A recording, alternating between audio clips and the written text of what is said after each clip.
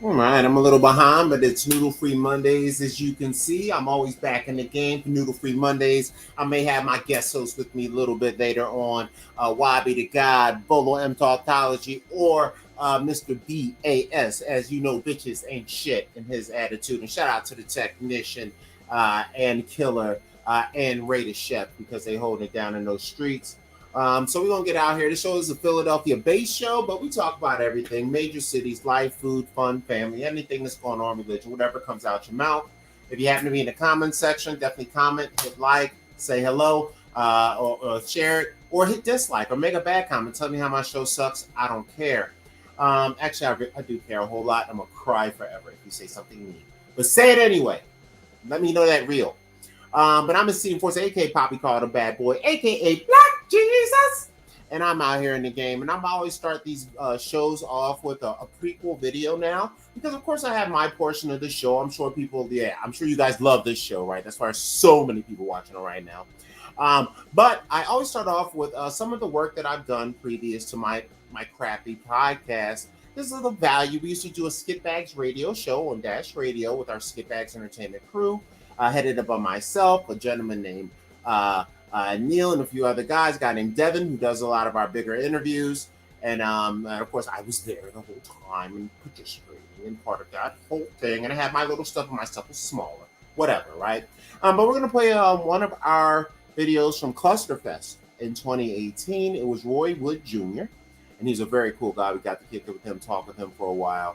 Great guy. And we got to talk with him outside of just that, too. We got to see him outside during just the whole festival weekend. And I miss Clusterfest. So I hope it's back up in San Fran. It's a comedy festival, best festival ever. And they need to bring Clusterfest back to San Fran if you haven't already. Just to say that. Let's get this video going. I'm going to mute myself while I pull it up here, but I got it pretty much ready. But I'm going to just mute myself because, of course, you hear my PlayStation and my neighbors and whatever else you got, right? Anyway, 1 second, guys. New Free Mondays. Love you. Like it, share it, encourage your boy, and thanks for watching if you do. Hey, if you're passing by, hit like or dislike or say, hey, screw you, Carl. That's cool with me, bro. Peace and love. So I might as well say now. We usually start talking 30 minutes into an hour in. So around 9:30, depending on if my guest hosts come in early enough. If they come in late, I might push it to 9:30 p.m. Pacific Standard Time, which is 12:30 a.m. Eastern Standard Time if you're up late on the night flight on the East Coast. So let's get this going.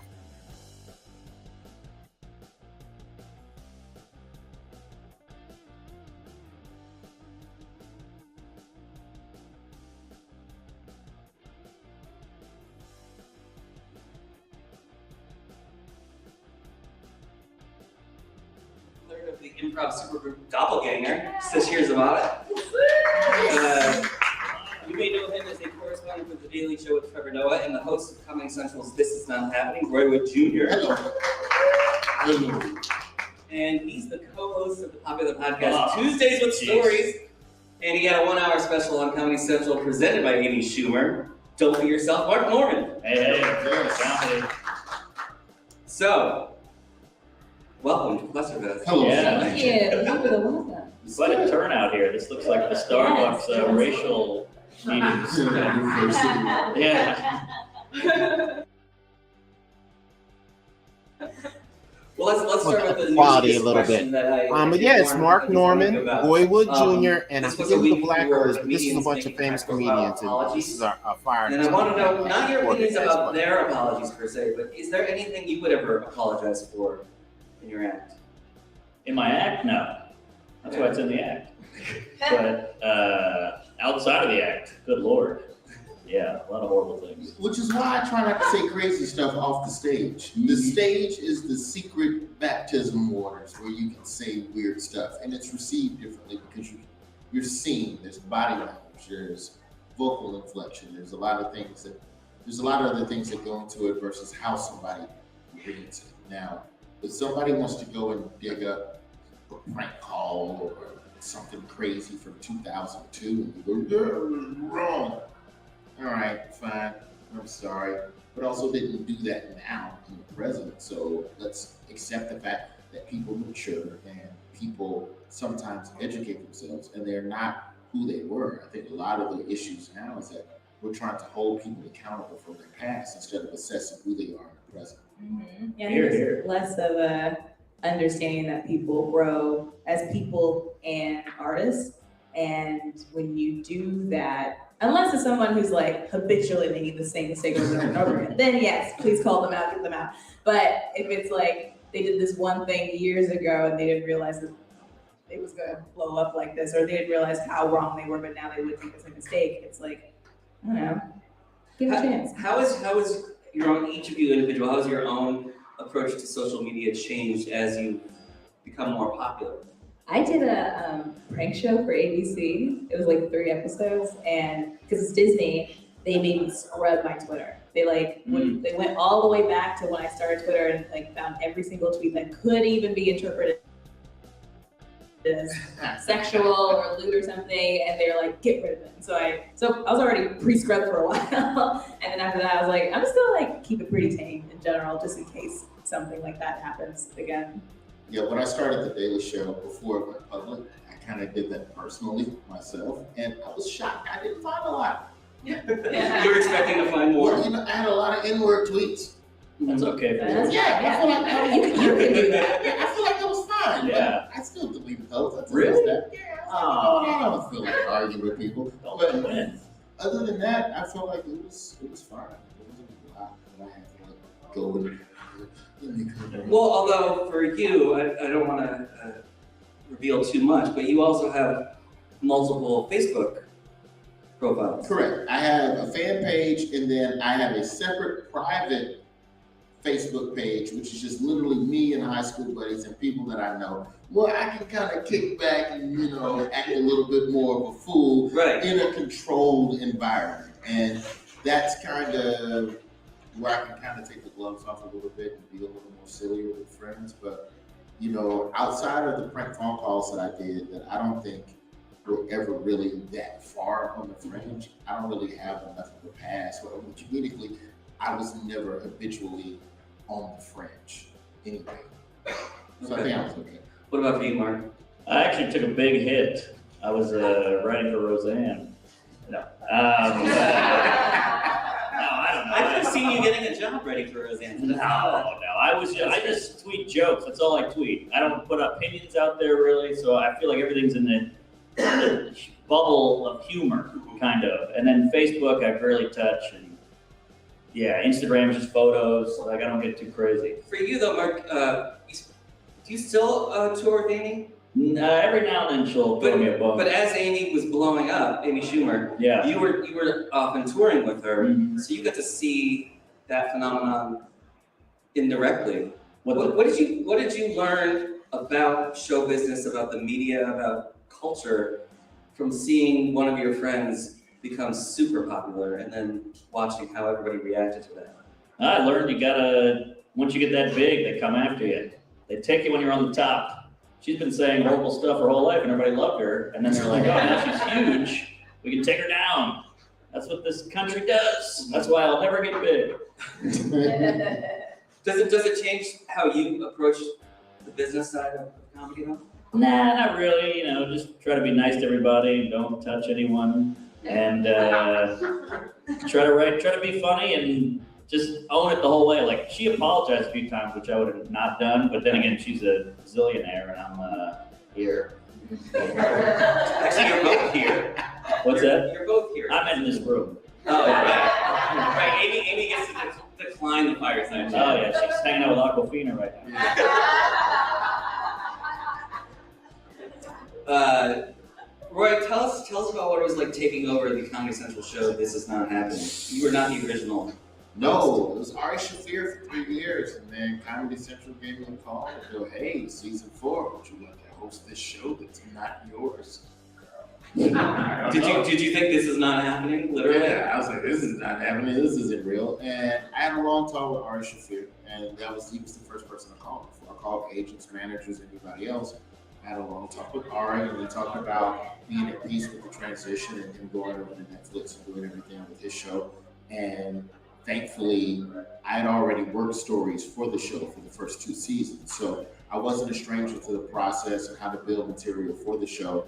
And for me, hosting This Is Not Happening has been first and foremost about honoring what Ari built. Ari built a show that was built around storytelling, and even now to this day, across the dial, across all streaming platforms, it is the only storytelling stand-up showcase show that exists. How about that? So that's special. That's Yeah. something very relevant. So for me, it was about making sure that I did the show as well as Ari would have done. And granted, that's his wheelhouse, and that was something that I dabbled in, but that wasn't what I built my career on. And just working hard to make sure that I did a good job. And thankfully, a lot of good comics still stayed on board. And the show, ratings-wise from this last season, did really well. And so thankfully, the fans are still into it, even though they have a new Aunt Viv.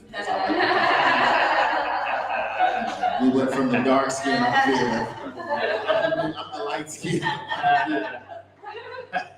So thankfully, they stayed on board and stuck with it. And then for your stand-up, I mean, I did rank your stand-up special as one of the best recent stand-up specials. Do you feel like hosting This Is Not Happening changed, like learning, developing that storytelling muscle had an influence in your newer stand-up? 100%. I think This Is Not Happening gave me the comfort in building a story and being okay with the silence and being okay with spots where you're laying foundation for something that you trust is going to be funny later. And I would actually have to also give credit to The Daily Show, because what we do with The Daily Show, it's not so much about the joke as much as it is what you're trying to say, what point are you trying to make beyond the punchline, and making sure that all of my jokes carry that gravity as well, which was something before The Daily Show. You can go back and pull up all my old stuff online and watch stuff before 2015 compared to the special, and it's night and day.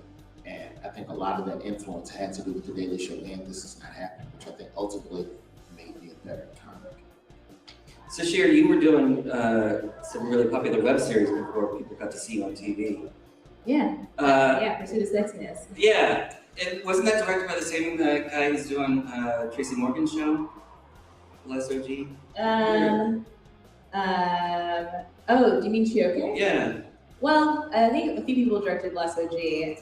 Oh, I thought he directed all. I think he did 4 episodes. Okay. But no, he didn't direct Pursuit of Sexiness, but he did direct a video that I did where I talked about being flashed on the street. And he also directed my special, which was on CISO, called Pizza Man. CISO was a platform that existed for 18 months. Yeah. And when that went away, did you have to talk with your reps about what happens to Pizza Mind, or how did? For sure, yeah, it was a lot of talks. It's on Amazon now. Okay. That's where I ended up landing, thankfully.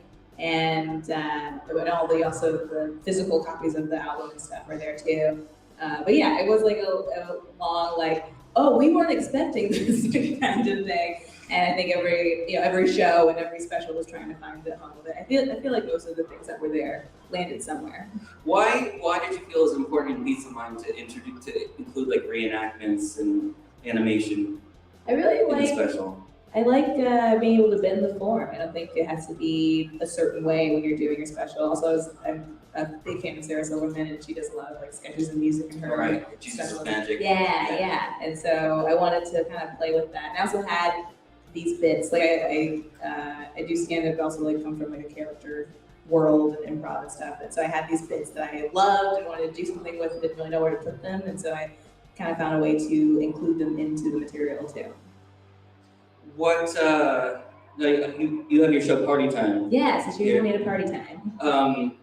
Tell us about taking it from the basements of Brooklyn to festivals. What's that experience like? It's been great. I've been doing it for 4 years. It's a variety show, and I host, and then there's usually 3 comics, and then we have a game, a party game, and then there's also music.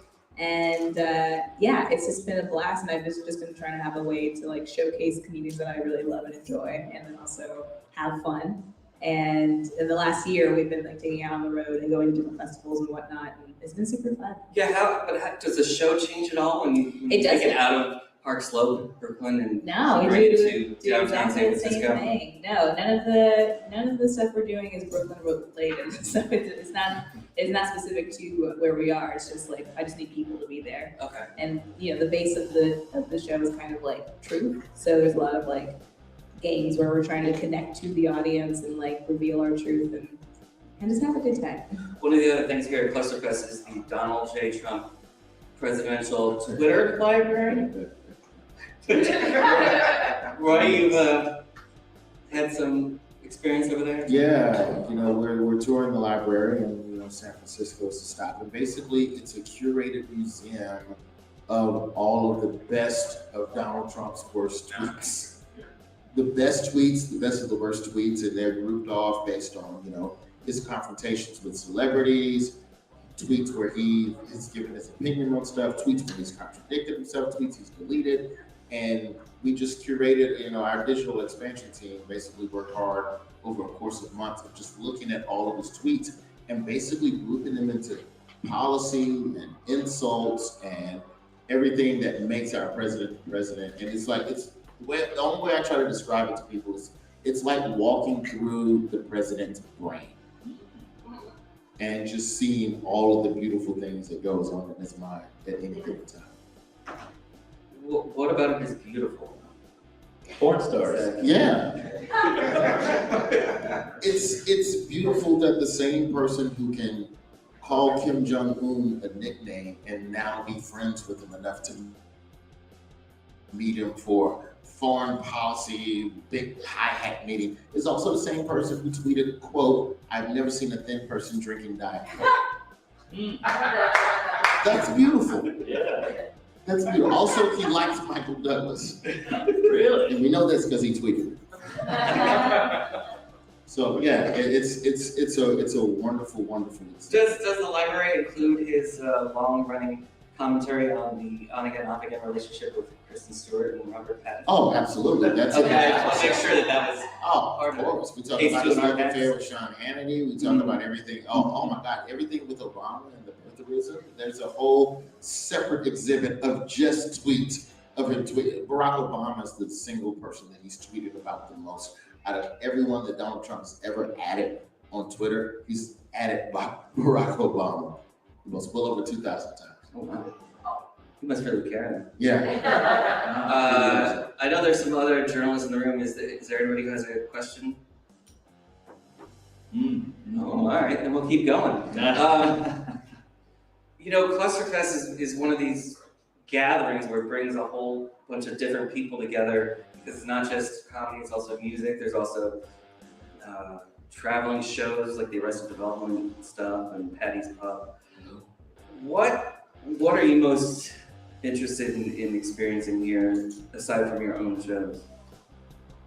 Me? Yeah. Oh, sorry. I just like seeing all the good comedy. They're booked well this year, so you can see, like a Jim Jeffries or a Mulaney or a Roy or a Sash. You get to see fun. We're always running around on the road, so it's fun to be in the same place with all these great acts. I've never seen Lonely Island. That was amazing. So that's fun. Yeah, it's almost like a class reunion for comedians where you get to see all your buddies who you never get to tour with, you never get on the road. We look at you, wow. Like I was hyped about Jesus and Mero. I've never seen their live show before. I'm huge fans of what they do, and so to be able to see a little bit of what they've done and see more of what they're going to do this weekend, that's awesome. That's not something you get to take in on a regular basis. I also enjoy the Comedy Central Up Next showcases because I like seeing young, motivated comics because it makes me remember why I do this.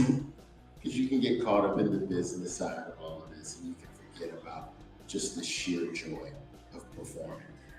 I was mentioning this to you guys off stage, but do you feel watching the Up Next showcases that it's almost like a competing thing with Montreal's New Faces, or is it something completely different? There's so much comedy now that you can have a bunch of avenues. I think it's fine. Yeah, I'm competing in the sense that Montreal New Faces is the only avenue for the new comedian to be exposed and to be seen by the industry. No, I don't think it competes in that sense, because I think any agent or any talent booker or any TV network that's really looking for new talent, they're looking year round. It ain't 1997 anymore. You're not waiting to go to Montreal to say, okay, who are the new people? Because we have no computers.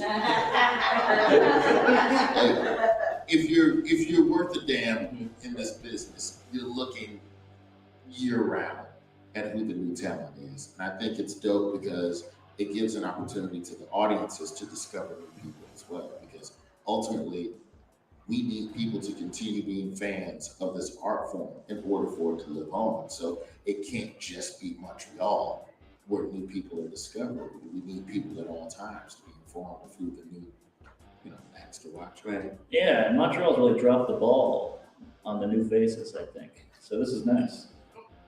Drop the ball. Yeah. Drop the ball. They're not what it used to be. You Right. know? I've already done it, so. But yeah, I don't know. I feel like they just book people with 7 credits now. It's not really a new face. Right. Yeah, a lot of the new faces we've already seen before, Yeah. or yeah. they're currently on TV. I saw Dick Cavett on one. It's getting out of hand. So Dave Chappelle.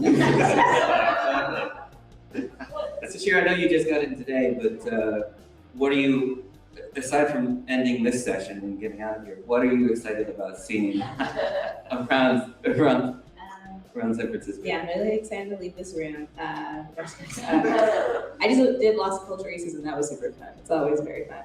I'm excited to see your karaoke night. Oh, I'm not. Oh, Royce hosting karaoke. Yeah, it's No, that's Yeah. a nightmare. Yeah, it's fun, but you just bring out fans of stand-up and just let them embarrass themselves. Oh, all right. Oh, it's great. I love I'll that. pull some. Did you take that from Ari too?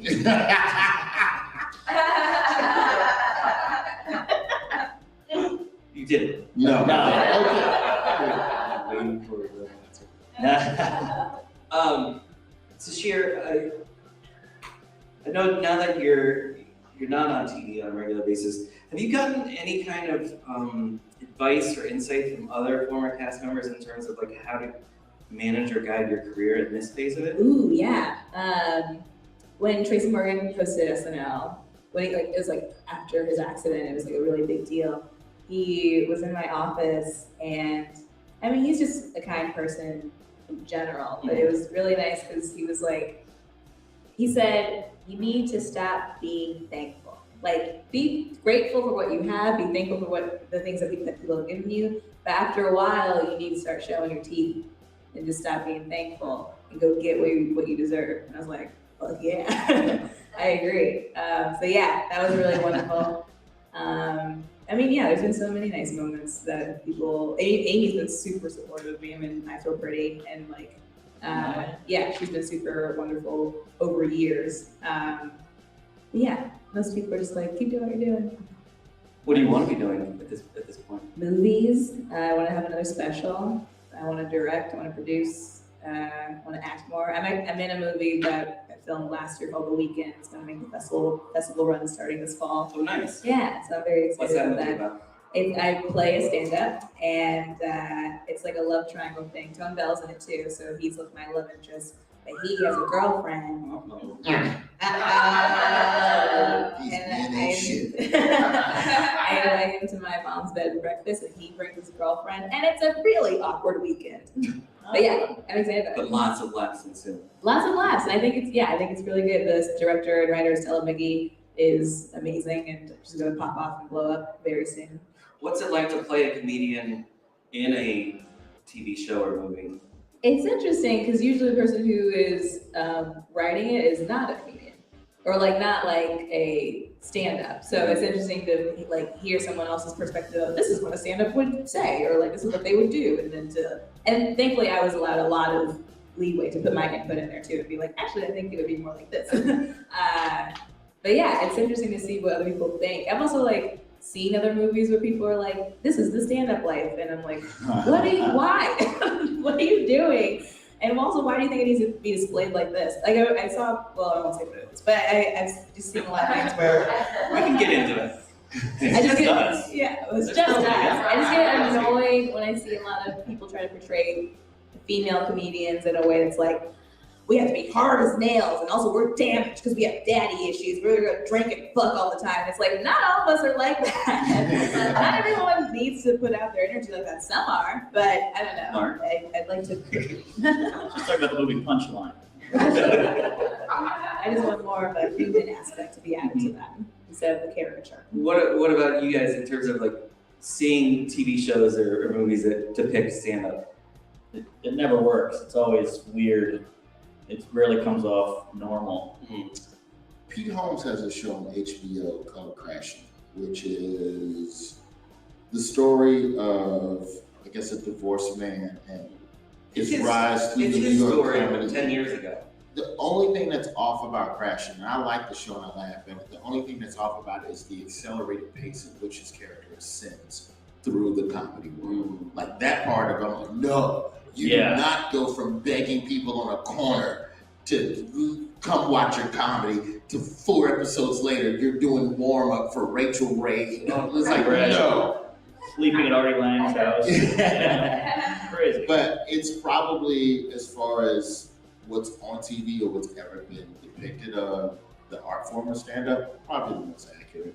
Yeah. Outside of the timetable, I get it, it's TV, you gotta accelerate shit. But in terms of just, oh yeah, you take this and then you put, you know another show that does it well is The Wonderful Miss Maisel. Oh, right. Yeah. On On Amazon. Oh my God. Portraying stand-up in the late 50s, early 60s. Yo, I know it's a fictional person, but she does, like, the way the writers show her going through pain for the first half of the episode, and then the back half of the episode, her taking that scene from Act 2 and putting it on stage and making it funny. I go, okay, that's real.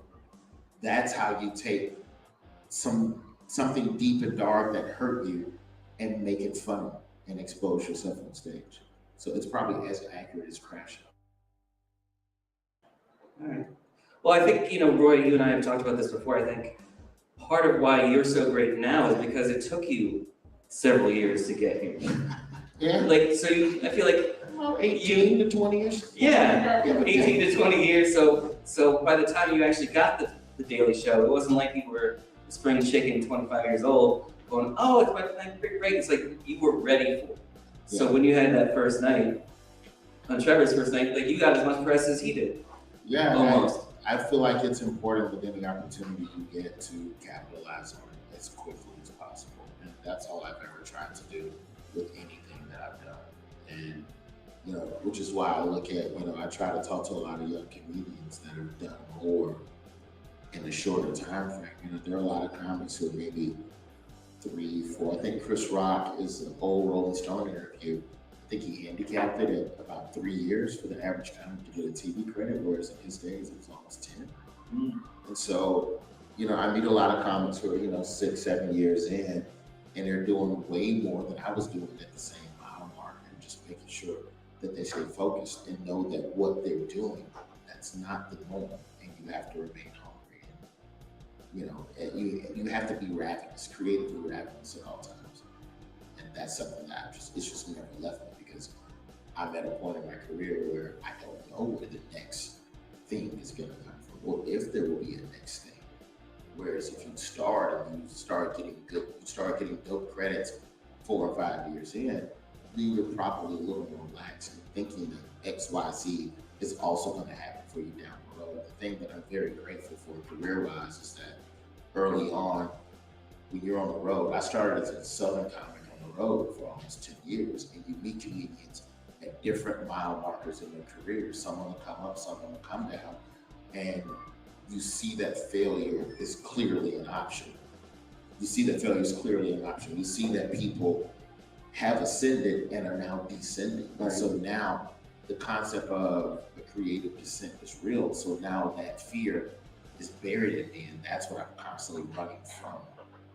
So that's why I try to just take advantage of every opportunity. Well, that's when it helps to remember what Tracy told Fishier. Like, you go out and get it. Yeah. Go out and get it. Go out and get it, Fishier. Show your teeth. Well, thankfully, you all have TV credits, and we'll have more TV credits in the future because you're all great. And thank you so much for being here. So cheers, Roy.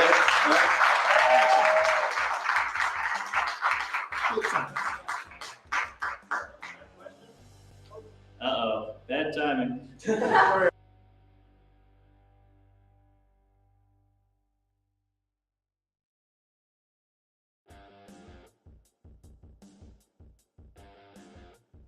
Hello, everybody out there. Sailor Dev right here, coming at you from Dash Radio and Skip Bags Radio. And I have the man, the myth, the legend, Mark Blumen in the building with us today. Mark, How are you at Clusterfest? Good, a little hungover, a little gay, but can't complain, living the dream. Hot, sweaty, high, horny, not Jewish. You heard it right here, ladies. The exclusive, hot, high, and horny. Yeah. Mark Norman himself.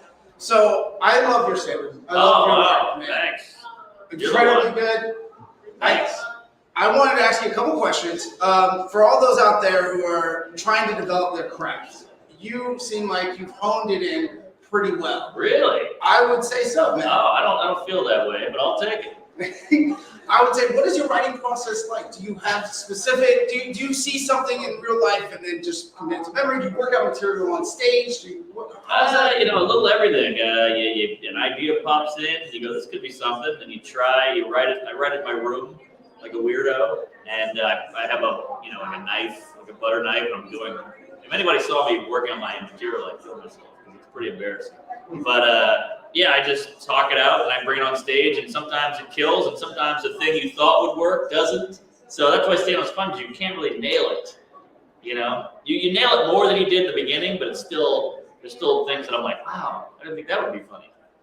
Comedy's such a flimsy, weird, smoky thing you can't grab, Do you have a favorite joke or even maybe a favorite set that you've done previously? Because I know you keep changing your material, but is there one that sticks out that you're like, oh, I really love this one? Sure.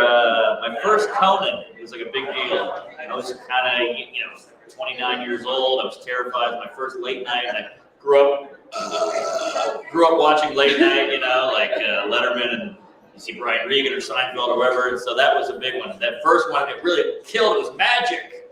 And I haven't been able to recreate it, but that was a special moment for me. Well, I thoroughly enjoyed all of your late night performances. Oh, thanks. You're the one.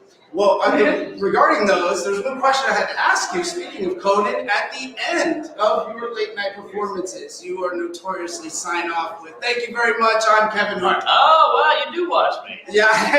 You're lying. No, Thanks. I told you, I enjoy your work, brother. You've seen more than my parents.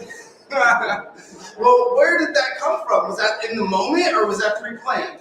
I do it in New York all the time. When I used to bomb a lot, and I was so angry at the crowd that I didn't care. I was like, I'm Kevin Hart, blow me. I just was like, screw you. I'm not telling you my name. What's it matter? It's all shit anyway. And then just stuck. And there's no point, or I have no message behind it. I think it's just funny. It is funny. Please keep it. Oh, thanks. I will. It's one of my favorite parts. Did it on the Tonight Show, Conan, Colbert, so it's in there. It's in the act. What would you say is your road, how you fell into stand-up, or started your journey on stand-up? Just completely rudderless, drunk college kid with nothing going on. My family is a lot of smart people. My brother's killing it. He's a computer engineer, and my mom's like a crazy whatever, and my dad's like a lawyer, both lawyers. So I knew I couldn't do any of that. I had failed out of school, basically, so I knew I was kind of humorous, so I went towards that. That was it. I had nothing going on. I think the desperation had to kick in. That's the only thing that got me on stage. I was terrified to get up there, but I was so desperate and sad that I just tried it, and it worked out. Well, not only did it work out, you're excelling at it. Come on. Do you have favorite spots that you've performed at? Venues or cities, Sure. audiences? Yeah, city. You want to go best cities? Portland, Philly, Austin, San Francisco is a great one. Denver is killer. A lot of great cities. And then I just love the Comedy Cellar. I love Denver Comedy Works. I love the Punchline here. There's a million great places. So Montreal is fun. Yeah, it's always good. I did Carnegie Hall once. I opened for Amy Schumer there. And that was like a special room. You could just feel the history, and it was built before speakers were invented. So it wraps around like this, and the acoustics are unbelievable. So bombing in there was pretty good. I'm sure you're far too hard on yourself, my friend. Oh, yeah, I'm hard right now. There you go. So am I. Yeah. I was wondering about Clusterfest here. What differences and challenges have you noticed by performing at a venue such as this, which is a festival, or even Montreal, which is a festival, versus doing your set in a club, which is more intimate and typical stand-up? Sure. Well, a festival's a whole different animal. The show is almost in the way. You just want to get drunk, do drugs, bang a guy in a wheelchair, or whatever it is. But The show is like, I gotta do 15 minutes, all right, let me knock that out, and then get back to partying, or seeing my friends, or hanging out, or whatever. So, yeah, festivals are a whole different thing. You just want to do your set and go. But at a club, I really hone it and work on it, and really focus in on that set. But here, it's just like, let's just knock this out. Well, you look like you have a lot of fun doing what you're doing. Really? Wow. I can only see what's going on here. It's not fun. Regardless, I believe you're remarkably good at it. But is there one thing that keeps you doing stand-up? Like, is there, now that you've done it and that you're successful at it, what is the driving force that enjoyment, passion? I'm just thinking. Yeah, a little everything. I love it. It's special. It's hard. It's still hard, which is what makes it good. If it got easy, it'd be boring, So it's the best thing. It's the only thing I've ever gotten good at. I used to skateboard. You get pretty good, but then you break a leg, and you got to get back into it. Then you're getting older, and you're drinking more. But stand up, you can just keep doing, and it's good. It's fun to get better at something. So you notice gradually. Hey, I couldn't have pulled that off a year ago. Oh, hey, now I'm on this show or that show. So it always goes up, and that's what I like. You're moving forward like a shark. Well, speaking of moving forward, what is on your bucket list for entertainment-wise? Do you want to have any goals or any specific things for stand-up you'd like to do? Play a certain venue, maybe even do anything else related to entertainment? Like, what are you looking at in the future, man? Well, right now I got a real sex tape cooking. No, I always, you want to do an hour on Netflix or HBO, and you want to get more fans, and I just want to be known as a great comic. As cheesy as that sounds, that's the big goal. Mission accomplished. Ah, what a queef.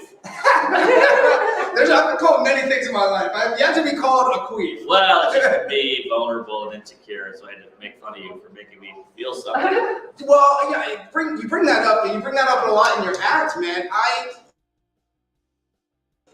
How does that translate into stand-up? Because you are putting yourself out there. And I feel like you just said you were vulnerable and insecure, but the act of doing stand-up shows courage and takes cojones to get up. I mean, you get used to it. So I think it's just, I don't know. I don't think it takes courage anymore. Now I'm just going, let's see if this works. Let's see if that joke works. So I think you get over the courage part, and now you're just trying to be as funny as you can every time. You're a comedy fan. I am a comedy fan, man. Do you feel like there's too much comedy out right now? Are you worried it's a little saturated? No, I think that the more content gets to the more people, the better. Yeah. I do feel like because of that, there's not enough people curating content. What about this guy? I feel like Comedy Central does an excellent job. Yeah, they're That's great. why we're here. Yes. But I also I think that comics themselves can. Good job. That was like the Booker of Comedy Central. You nailed that. Well done. Sweet. Out of the doghouse. Yeah. Onto the couch. Uh-huh.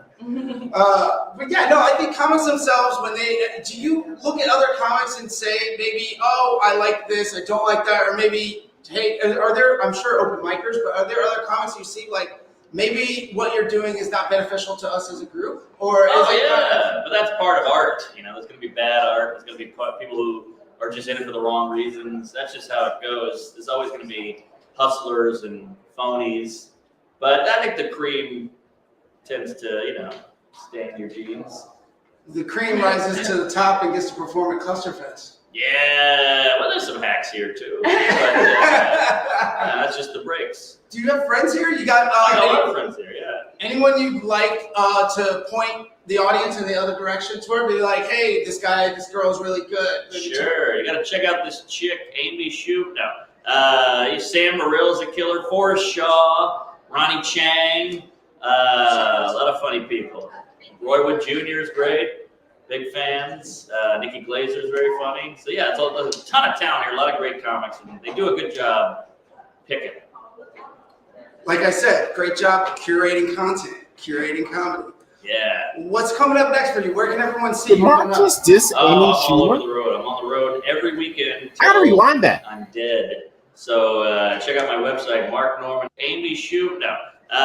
Sam Morril. There's some hacks here too. But that's just the breaks. Do you have friends here? You got I got a lot of friends here, yeah. Anyone you'd like to point the audience in the other direction toward? Be like, hey, this girl is really good. Sure, you gotta check out this chick, Amy Shoup. Sam Morrill's a killer, Cora Shaw, Ronnie Chang. Yeah, our channel's not big enough a lot to of make funny a big deal people. back in the day. Roy Wood Jr. is great. Big fans.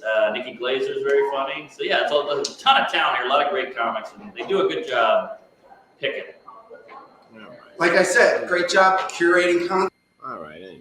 All right, let's get to the next one.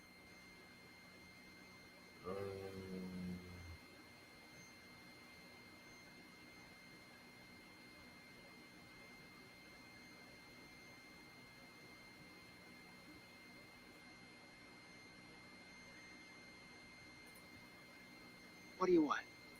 You want the moon? I think I finally know what I want to do with my life. I'm going to join the entertainment industry. Abby, everybody knows you can't make any money with an art. Time. Sorry, guys. I was just thinking about time. I want to start by 9:30, so I want to pick something shorter. A moment. Yeah. Pick some more silly stuff.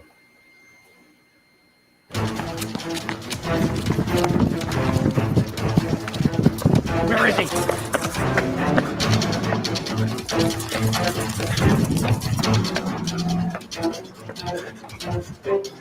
Here we go.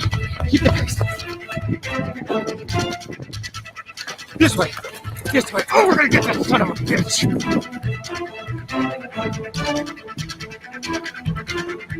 No ticket. Yes! I made it.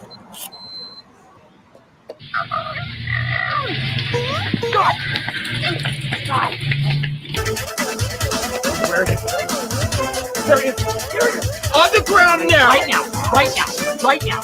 Right now. This is the man. Right now. I need more Pokeballs. Pokeballs. God, I need more Pokeballs. Go. Son of a bitch. Go.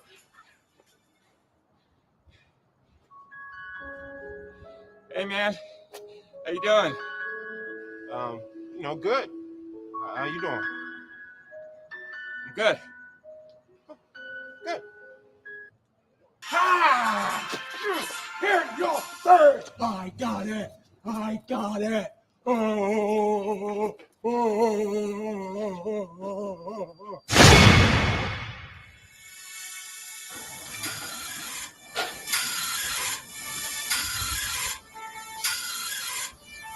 This is some good shit. Really good shit.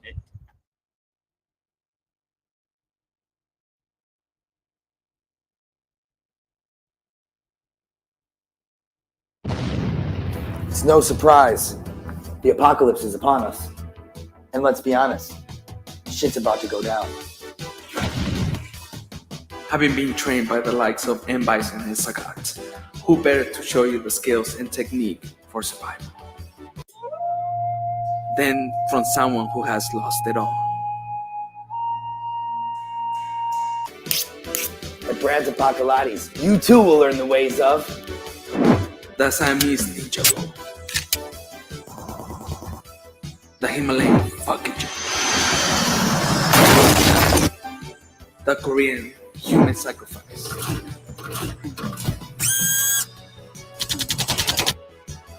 the China ninja star,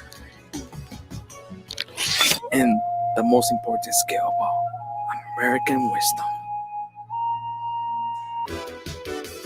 So if you lack the physical strength to outstand Korean drones, zombies, even your neighborhood crackhead, join Brad's Apocalypse. Your life depends on it. Call 188-APOCALYPSE. It's an Arby's number, but they know me.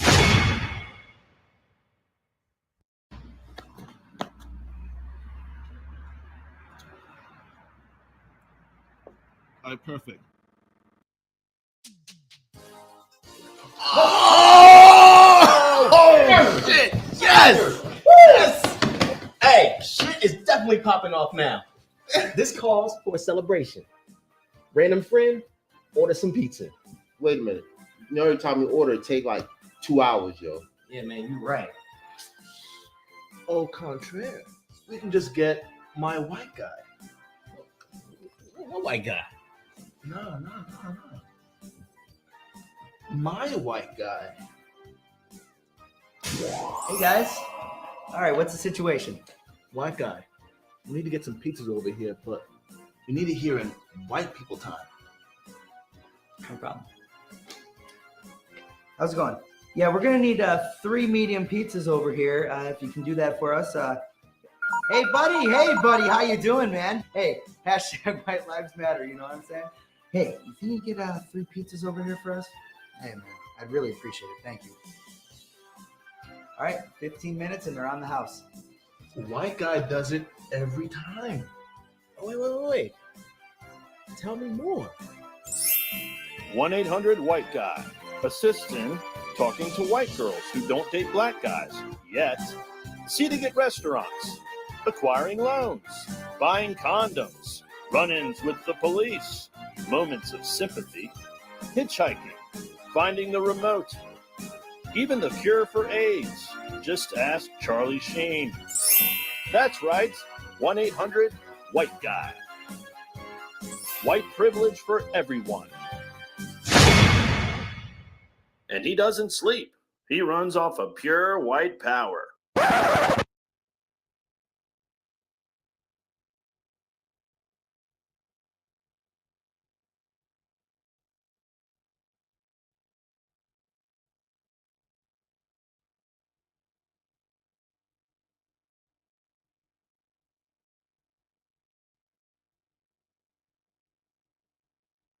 I'm getting a spinner. What's going on? Am I getting a spinner? I'll refresh.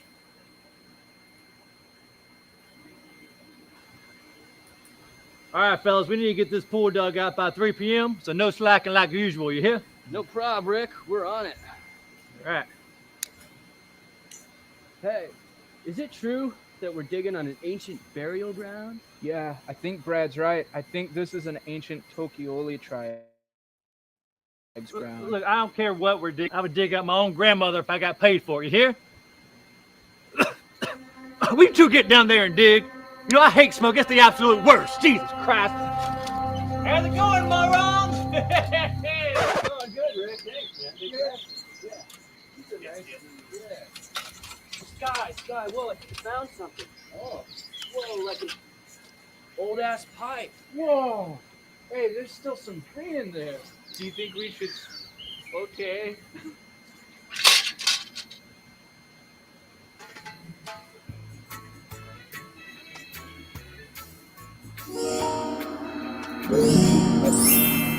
Ahoy, guys. You've awakened the great Genie Bunyan. And I'm here to grant you 2, 3 wishes. A haunted genie? It's awesome. Now, isn't it crazy that I came through that pipe, through both your lungs, and now I'm Oh, dude, you got your mind flow juice on my hat. Sorry. I know, crazy, right? So what's your first wish, my master? This is you, man. This is you. Okay, Genie, we're tired. We'd like a 10-minute break. You shall have that, as you wish, my masters.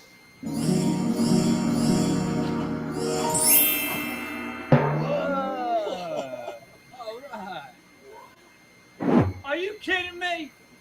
You wasted one of your wishes on a damn 10-minute break? Why didn't you ask for $1 billion? You would have never had to work again. Yeah. Thanks for looking out, Rick. Man, you're smart. I've granted your first wish. Now, what shall the second be? Well, Genie, we got some suds, and we're a little hungry. So for our second wish, we wish for a 6-inch, 12-inch meatball sub. Now you say, thanks, man. Yeah. Your wish is my command. Will you just shut the fuck up? You just wasted 2 wishes on complete bullshit. Oh, you know what, Rick? Why don't you take a hit off of it, and then you can have 3 wishes of your own. Oh, nice, man. Share it. Are you idiots not even gonna use your third wish? You guys are dumber than I thought. Oh my God, we had a whole nother wish. Dude, for always looking out for us, we wish that Rick never has to breathe in smoke again. Your third wish. Because you hate No, smoke, Rick. I need smoke to make my own wishes. I don't think it's working, Rick. Peace, Yeah, I don't bitches. think it works like that, Rick. Rick, man, we gotta get back to work. Yeah, it's been 10 minutes. Yeah, and we gotta get this pool done by 3, so we can't slack. That's right. Own rules. Yep. And take your pants off, man. Stay a while. Yeah, dude.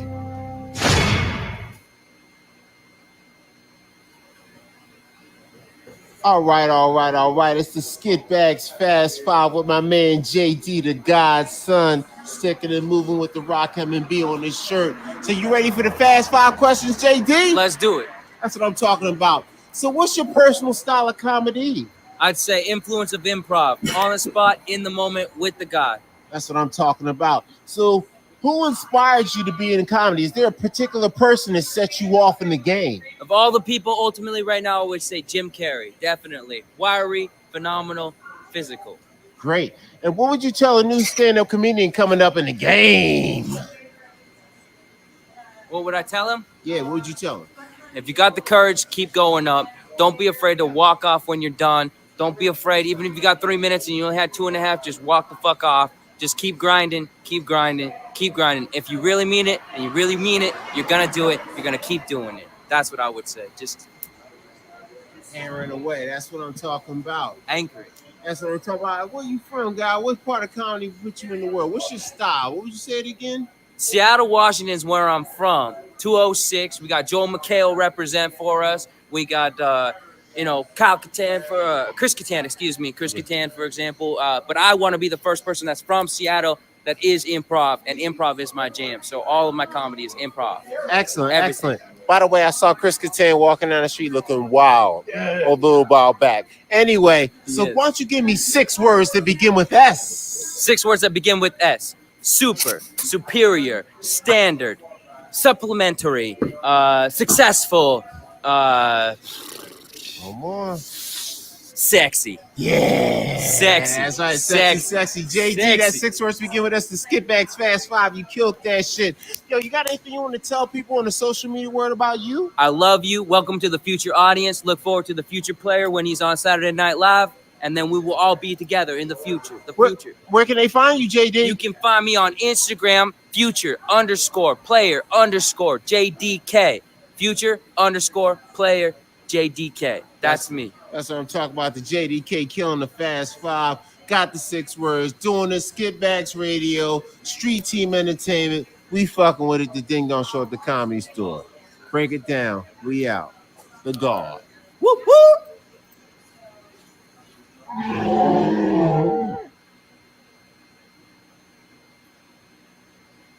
So it's Skit Bags Radio. We out here. It's Mr. C, the Enforcer, with Rob Patillo. We about to give him the Fast 5 questions from Beantown to LA. You ready for the Fast 5, Big Rob? Let's go. That's what I'm talking about. So what's your personal motivation for doing comedy? Arting, collecting people and friends, and having a nice scene that I can be comfortable in. Look at me. I mean, eccentric. I need to be around people who are creative types. That's what I'm talking about. And what would you tell a new stand-up comedian coming through the ranks? Get comfortable with a scene around your city if you can at first, because usually that involves friends, community. You can fall in love with being creative. And then come out here, get the shit kicked out of you night after night. Fight on the mics. They're like the Russian Depression lines in the 20s. Everybody thousands of miles waiting for 3 unpaid minutes. And you fight, and you're going to be hostile, and they're going to find out everything that's your weakness. It's like Sith Lords. That's what I'm talking about. A sunny day in California. How would you describe your style of comedy? Real time. I mean, I get off in real time with creative. I love when my friends are getting off in real time and creative. And yeah, if you can do that on a show, then the audience gets off, and then afterwards becomes so much fun. That's what I'm talking about. That's what I'm talking about. And who would you say is your inspiration to do comedy? Andy Kaufman. I'm completely blown away. I performed for his family. I wrestled the greatest woman of all time, China. I had his manager, the Mouth of the South, Jimmy Hart. I love Andy. I mean, so much. He's just gorgeous. That's what I'm talking about. So, Rob, give me 6 words to begin with S. Skit bags. 1. Special. 2. Serendipity. 3. Sacred. 4. Simply. 5. Swan. 6. That's right. 6 words to begin with S. Rob Patillo killing it. That's what I'm talking about. The American education system works. In town's finest in the spot. Yo, Rob, you got anything to say to the people before you get out of here? Social media, what you doing? Any trouble you want to start? Yeah, if you want to go down a crazy wormhole, just type hot dogs and applesauce onto YouTube. That's right. Hot dogs and applesauce. Fast 5. Thank you for doing it, Rob God. We out. Skipbags Radio, Dash Talk X. Late nights. It's the Fast 5. It's Mr. CD and Force of Skipbags Radio. We were Shanghai, the baddest guitar man in Los Angeles. You better learn about it. You ready for the Fast 5, Shanghai? Absolutely. You goddamn right. So what is your personal motivation for doing comedy and entertainment? Because I couldn't find a drummer, so I figured, hey, I like comedy, and it's kind of like rock and roll, except you don't really need other people. You just need yourself, and I need you to show up and make people laugh. So, thought, hey, I can do this. That's what I'm talking about. What would you tell a new comedian coming out fresh into the game? Open mics are nice, but attach yourself to a project or make a project, because your worth is going to be determined by the stuff you put out. And you can talk about Netflix specials, you can talk about HBO specials, but to be fucking honest, just do a show, put out an album, write a play, do something. Just do something. Do something. Do something. That's what I'm talking about. And who was your inspiration to get into entertainment and music and comedy? Like guitar or comedy, because they're kind of... Well, whatever. What comedy for right now? Oh, comedy? A couple people. I grew up watching Dave Chappelle a lot. Yeah. Then later I discovered, Richard Pryor, Louis C.K., Doug Stanhope, Bill Burr, Ralphie May, Ari Shaffir. So nice, a plethora of talent. So give me 6 words to begin with S. To begin with what? S. 6 words to begin with S. Shit, stalker, sand, sorry, silly, sister. There it is. 6 words to begin with S. Shanghai, thank you for doing that shit. Anything you want to tell people on the social media about your band, about your group, how to find you? What you got to say about it, Shanghai? Okay, the band is called Menace Hour. We're looking for a drummer, but once we do have a drummer, we're going to start playing some live shows in Arizona and California. So be on the lookout for that. And we're just going to finish up our new record. And, it's featuring a cool guy from Canada on drums. So, check it out. It is Skipbags Radio, Shanghai, lasting it out at the Comedy Store. Smooth, comfortable grooves. How did you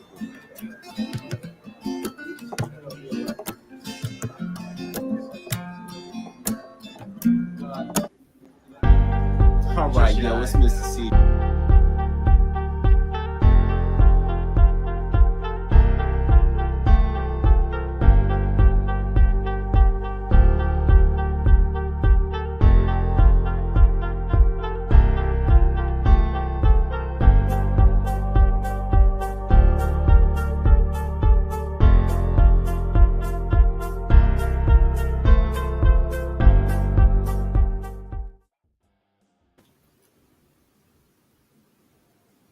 All right, guys, and it's me. I'm here, Mr. Seating Force, aka Poppy Carter Bad Boy. Welcome to Noodle Free Mondays, baddest shit in town.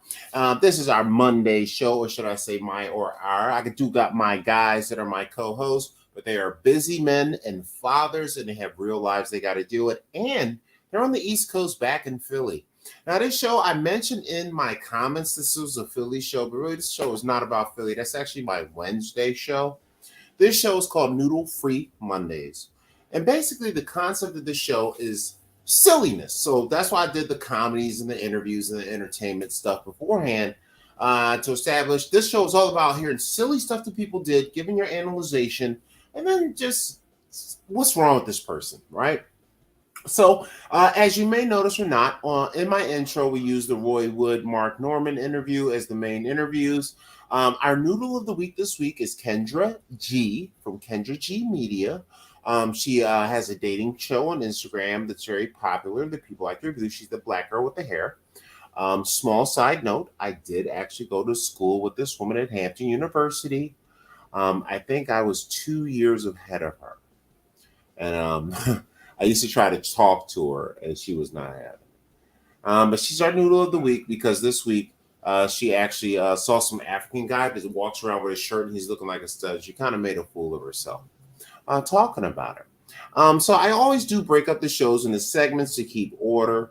Normally, if I have guests with me, my initial segment is an opening intro. We say what's going on, things like that. So to do that particular part, that's me, Mr. CD Enforcer, probably called a bad boy.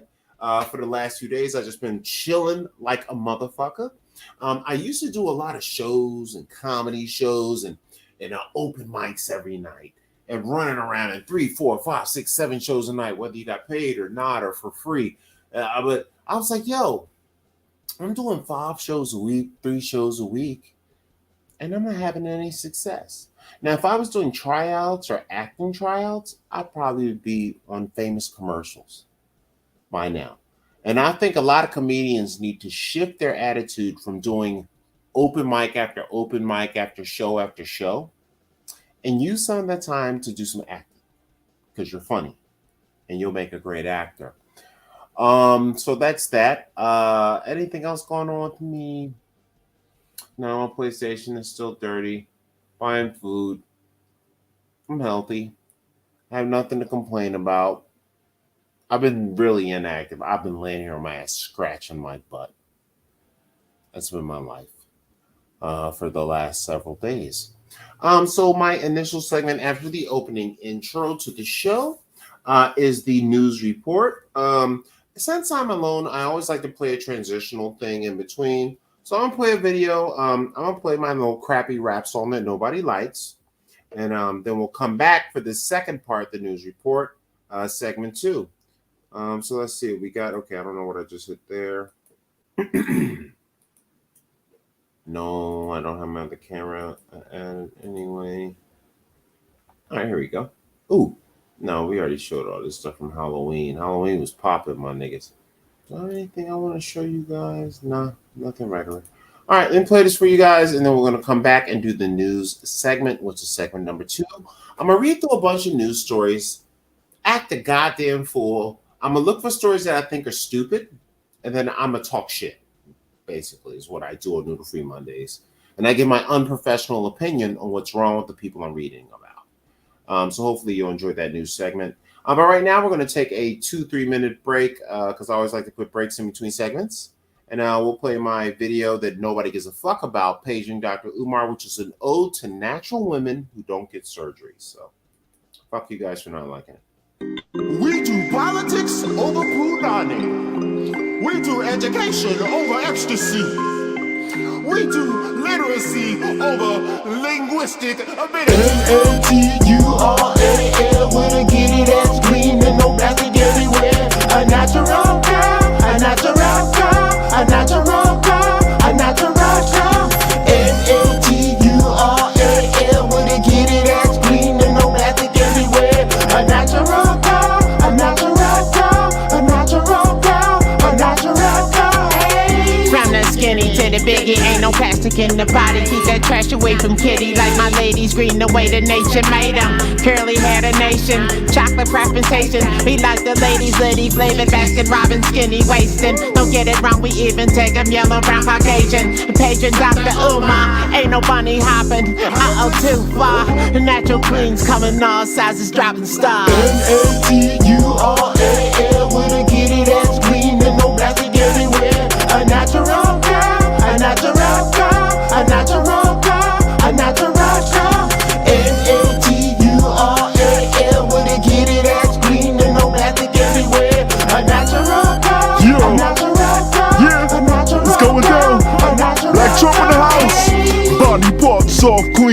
pillows popping. Tasty water flows, nappy heads steady rocking. Where your man at? Well, I'm here now.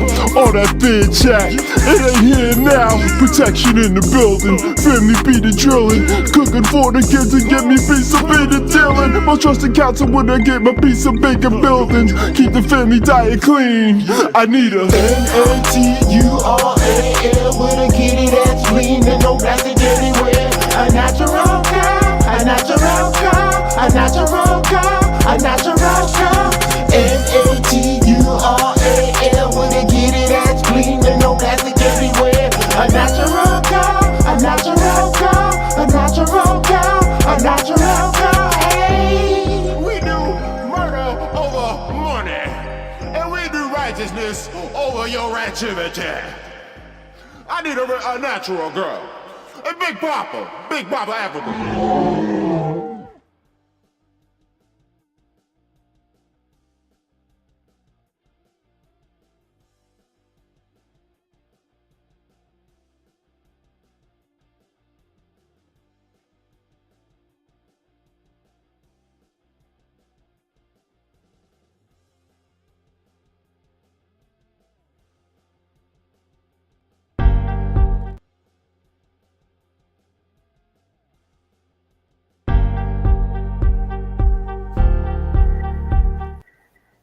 I fucking suck at this, right? I need a white girl. She needs to run all this for me. But yep, from now on, I'm gonna hit that 30-second thing, right? For every switch too. So give me a chance to kind of get organized before I come in. But anyway, this is the news segment and whatnot. I've nicknamed it the Noodle Free News Report. And we're gonna do that right now. I'm gonna look up some news stories. I'm gonna read through them. Act the goddamn fool. Let's see what we got. You guys can watch me look for it because that's part of the fun, right? I'm gonna cancel that. Share screen, new tab, and then I'm gonna go back here and I'm gonna play some music while you guys wait for me to get my shit together because I need to send some more instrumentals that I own to this. Yeah, you know what? I'll just play the beat. Nah, I don't want to play the beat for my song. I just played. That's why. Anyway, I'm gonna go with dance pop.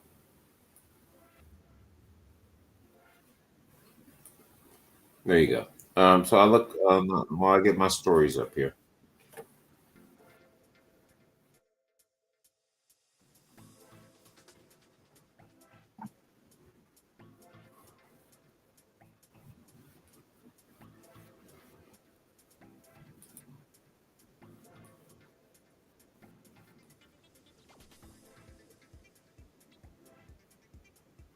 Okay. All right. So I always use CNN because when I was a kid, CNN was always my favorite news channel. Now it has changed. Some people call it the Clinton News Network now.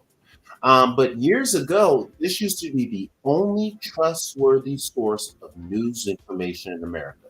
So you remember when the Iraq War happened, right? I was watching regular channel, NBC, ABC, CBS News, listening to all that, and I was like, and Fox even was a little looser back then, and they used to just kind of give this chill shit, and Fox had more the racist side, and Republican side and Democrat side, right? Well, CNN used to tell you the real shit. So I used to watch the daily news reports and everybody else's. Then I would go watch CNN and find out the truth of what I just heard. So I would hear these niggas tell me this whole story about blah, blah, blah, blah, blah. Then I would go to CNN back in the day, and CNN was like, yo, you over here fucking with this up. No, look at it. Look at it right here. Here's it is on camera. I'm a certified reporter. I got my vest on, nigga. Like they got the little reporter vest on and shit in the war zone. Yo, CNN used to be the shit back in the day. Now they a bunch of bitches, but they're still probably better than everybody else. They seem to have a balanced approach. So I'm gonna go through some of these stories. Basically, I'm gonna act all kinds of a goddamn fool, and as I read through them, and This is why it's called Noodle Free Mondays. So any story I think is stupid, I'm gonna read it, assess it, then I'm gonna hate on somebody in it. So that's it. So let's see what we got.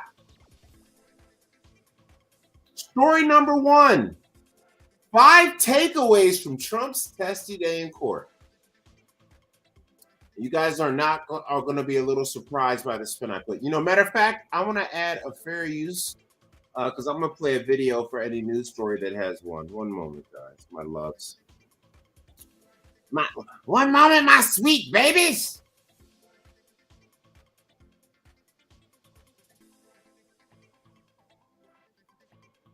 You know what? I'm going to add this, and then I'm going to go bam. Dude, and then I'm going to add the 3. I cannot spell for shit. Well, actually, I can't type for shit. I mean, type is classes back in schools. R-E-P-O-R-T. I bet you when I go back to this CNN page, they're probably trying to sell me something because I just seen something pop up on the screen. And I guarantee these bitch niggas is trying to sell me some shit. All right, let's get rid of that. You don't need the comment. Oh, that looks kind of cool.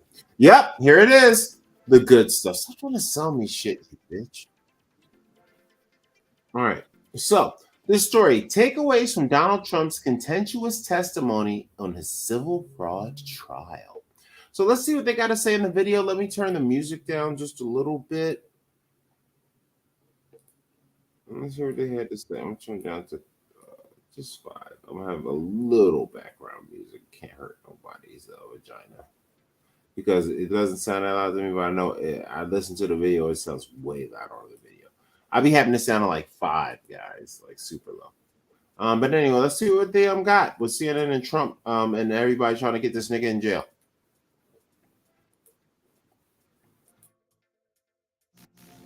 Thursday Night Football on Prime. It's on. Thursday Night Football is on as the Carolina Panthers take on the Chicago Bears. Stream Thursday Night Football only on Prime. I think it went very well. I think you were there and you listened and you see what scam this is. This is a case that should have never been brought. It's a case that should be behalf of the court. The court was the fraudster in this case. They made references to assets that were very valuable, and they said they had no idea. They had no idea what the numbers were when they said $18 million for Mar-a-Lago, and it's 50 to 100 times that amount by any estimation. It's a terrible thing that's happened here. We're taking days and days and weeks, and it goes on, and then you look at the outside world and what's happening. But of course, they're getting their wish because I don't have to be here for the most part, but I sort of do have to be here because I want to be here because it's a scam. And this is a case that should have never been brought, and it's a case that now should be dismissed. Everybody saw what happened today. Everybody saw what happened with their star witness who admitted that. This nigga is so mad. What he originally said. I did. He admitted that he lied, and he has absolutely no credibility whatsoever. That's what he's really saying. Only witness. He putting all these words. You heard his bullshit. So talk. I had to say today it was very conclusive. Everything we did was absolutely right. To think that we're being sued and spending all this time and money, and yet people being. Because I got to translate for real niggas out there. Because this is Noodle Free Mondays. What he's doing right now is filibustering his news report, right? So what you do is you just talk a bunch of shit. But what he really wants to say is, I'm fucking rich, I'm white, and old. What the fuck are you doing? That's all he really wants to say. All this bullshit he's saying, oh, such and such, and these guys are illegal, this and that, and there's an unjust thing, and blah, blah, blah, blah, blah, blah, blah. Nigga, calm down. But anyway, let's see what else you guys say. He killed all over the world that this country could stop. Inflation and all of the other problems that this country has, I think it's a disgrace. And when you look at by the way, if you watch numbers, the poll numbers that came out today from the New York Times and CBS, curse me I'm out. sure the Times was not too happy. But people are sick and tired of what's happening. This is a sad, I think it's a very sad day for America. But anyway, this is a case that should have never been brought. Only block It's a case that should be immediately dismissed. Thank you. Thank you very much. War coats. What did you think By the way, about what this you nigga just not read? going to jail. I think he's hoping that the term they will be as ambiguous as he needs it to be politically to suggest that it's one and the same, the Department of Justice, Jack Smith. I tell you one thing, if they has anything to do with how much of the screen she's filling up, she fills up enough of that screen to say they. Anyway, that was mean, Carl. You're so mean. You're terrible. Anyway, this bitch is about to say some noodle shit. Now, I have not heard this. I have not seen this. But this chick is about to say some noodle nut ass shit.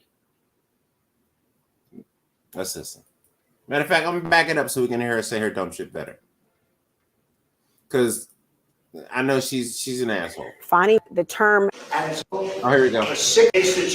will be as ambiguous as he needs it to be politically to suggest that it's one and the same, the Department of Justice, Jack Smith, Fani Willis, Alvin Bragg, Letitia James, each very distinct entities with good reason.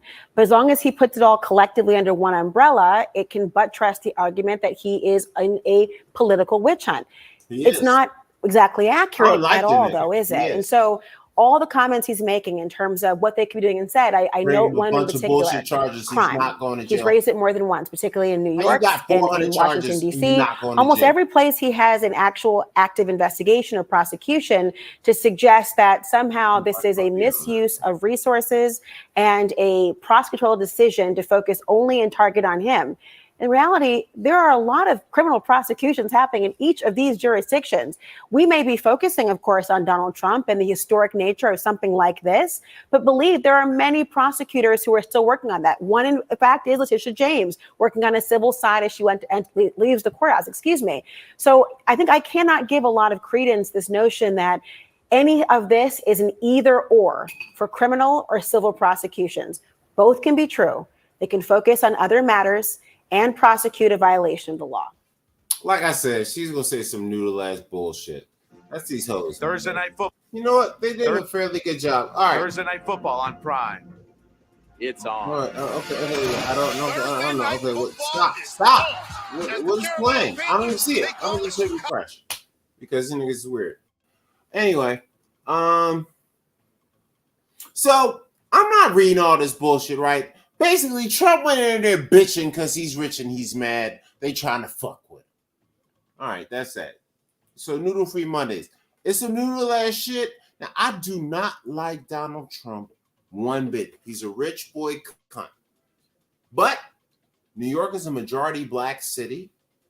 So I know he understands how niggas work. And he's a mobster. Like he almost should be Italian. Like, yeah, I'm Donald freaking Trump. I'll freaking have you buried. He's like Suge Knight. I'll get your whole freaking family killed, allegedly, right? He's one of those guys. So I'll give him a pass. But okay, he was bitching. What else we got? Oh, this is some noodle ass shit. The world is turning against Israel's war in Gaza, and many Israelis don't understand why. Now, I have no fish in this fight. Shout out to Jesus, a Jew, who was killed by his own people, allegedly, right? But I don't care who wins, right? But there are people starving in America. They won't give reparations. They won't fix my student loans. But they got 5, 10, 4, 6, 9, 15, 20, 30 billion every time Israel asks to blow up a bunch of Native Americans, because that's who they are. Now, I'm going to tell you guys the story of the Israel-Palestine war, right? So, the Bible said Moses was like, let my people go. And then God parted the Red Sea. Niggas might have swam. I don't know. But they left Israel, right? Because they was like, niggas was whooping their ass, right? So a lot of J-bros were leaving Israel about, I think it was 3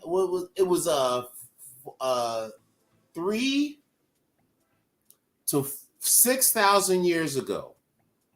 The Israelites, the J-bros with J-fros, and the Shiksa babes. I don't know if you know, a J girl, she's called a Shiksa because she's fucking hot. Shout out to Jerry Seinfeld. But about 4 to 6,000 years ago, they were forced to leave Israel in the early but biblical history days, right? And they went to other places, got their ass whooped everywhere they went, right? So they decided, no, fuck that. We're going back home. So slowly but surely, J-bros with J-fros had been coming back to Palestine way before 1948 when they made the actual Israeli state, right? They've been there since the 20s and the 30s. Now, some say that it was them that was fighting. Some say it was the Palestinians that didn't want them. But the whole time, it's a big argument, right? But the thing is, when the Israelis finally came back in like 1900, it had been 2,000 years since the Arab Palestinians took over Israel. So 3 to 6,000 years ago, the Israelis were there. They left. Then the Arab Muslim Palestinian guys came in and took it over because it was fucked up. And Rome didn't want it anymore because Rome was falling just like America is because it was spread out too thin, just like the Persian army did. So Rome and all those and let go of it. Because remember, Pontius Pilate was from Rome and Israel in the biblical days. So Rome used to own Israel, right? And then Rome used to fuck niggas in Israel up, fuck up the J-bros and the Shiksas, and then they ran them out of there. Let my people go. And then they left. They was like, we fuck out of this bitch, right? So they left 3 to 6,000 years ago. Well, once the Romans kind of were losing their grip, the Arabs came from probably the Middle East, the Caucasus Mountains, maybe even deep south. And they came up there and was like, yo, it's weak down here. We about to take this shit over. This is a nice little spot. Niggas is fucking with us where we from. We need some more room. So the Palestinian Arabs came up there and whooped the J-bros ass because they were done. And then they whooped the Romans and sent the Romans back to Rome, right? And then, as you know, this is around the time that the Roman Empire fell, right? Once your empire falls, you ain't got time to fight no fucking war in Israel, right? So this shit fell. That's what the Crusades was all about, to go get it, but they lost it. And the Arab Palestinians took it.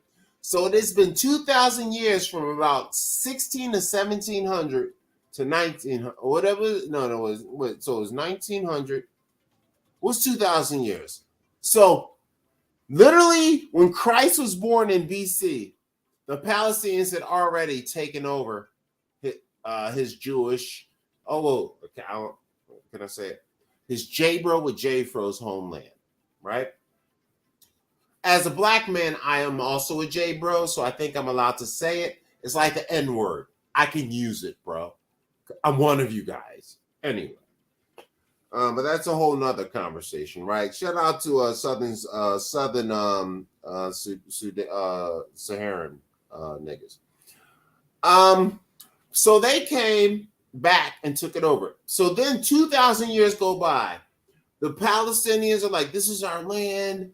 We've been here for thousands of years. Now, they did actually take it from the J-bros with J-fros, but it wasn't because of the Palestinians. It was because of the Romans. We're kicking their ass with Pontius Pilate. You remember that if you know the Bible. You know the Romans ran shit back then. And that's who ran the J-bros with J-fros off. So when they ran them off, the Arab guys came in and basically took what the Romans was holding on to while Rome was falling, because that's when Rome fell. I don't know what the date is, but I bet you if I check the fall of Rome, it's between 1500 and 1800. You get what I'm saying? So right around then, they was taking their shit. So then they had been there for 2,000 years, from 1600 to 1900, right? Like Arthur Morgan, 1800, when feminism started here, right? So then they got their ass whooped in the wars in Germany. They're getting their ass whooped all over the world. So the J Bros is like, fuck that. We're going back home. We're going back home. But the Palestinians, the Arabs, have been there for 2,000 years. Like, nigga, no, this is my home. I've been there for 2,000 years. So then there became this conflict of, well, we were here before you, but you left. And we've been here since. Now, I don't know if you ever heard of the South Africa Boers, where the people want to get rid of the white people that came from Europe and took over South Africa. But they're like, no, this is African farmland. Get out of here. And the Boers are like, no, I've been here for 300 years. This is my home. I'm South African. I'm African. They're like, motherfucker, you white, man. Get out of here. And this is what basically my J-Bros with J-Fros are doing to the Palestinians. They're basically saying, yeah. Y'all here, but y'all white, motherfucker. Get out of here. We the real niggas. That's what my J-Bros with J-Fros. Now, I love my J-Bros. I love my Shixas, but I do not like this Bibi Netanyahu guy. Listen to his last name, Netanyahu. It sounds satanic. He's the J-Bro George Bush. I love my J-Bros. Peace in Israel. Ceasefire.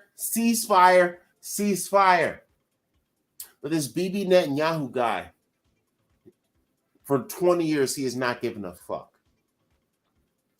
He is the George Bush of their place. And he's not George Bush Jr., he's George Bush Sr. This is his Iraq War. This is his Desert Storm. He doesn't give a fuck if everything was wrong. I'm blowing everybody up. Did you know we killed 1 million Iraqis? They've already killed 8,000 Palestinians. 5 to 10 times as much as that were killed in the initial invasion. What is with this heavy-handed thing? And now they're blowing up stuff. Did you know the Ukrainians keep weapons in civilian places because they say people won't attack it? So I find it ironic that we blow up hospitals with American money for my J-Bros under the same guise. Now, I don't know if you guys know also, there's Hamas, and there was something else called like the Palestinian Defense League. It was like the PBL. I don't know what the letters are, but there was 2 groups, right? And one group was about like a peaceful resolution. And that was ran by, I don't know, was it Yasser Arafat was the guy's name? Or Idi Amin, whoever it was the guy that we killed. But he was trying to get a peaceful resolution, a diplomatic resolution. So what the J-Bros did was they actually sponsored Hamas, just like we sponsored Al-Qaeda in several places to this day. The J-Bros sponsored Hamas using our fucking money.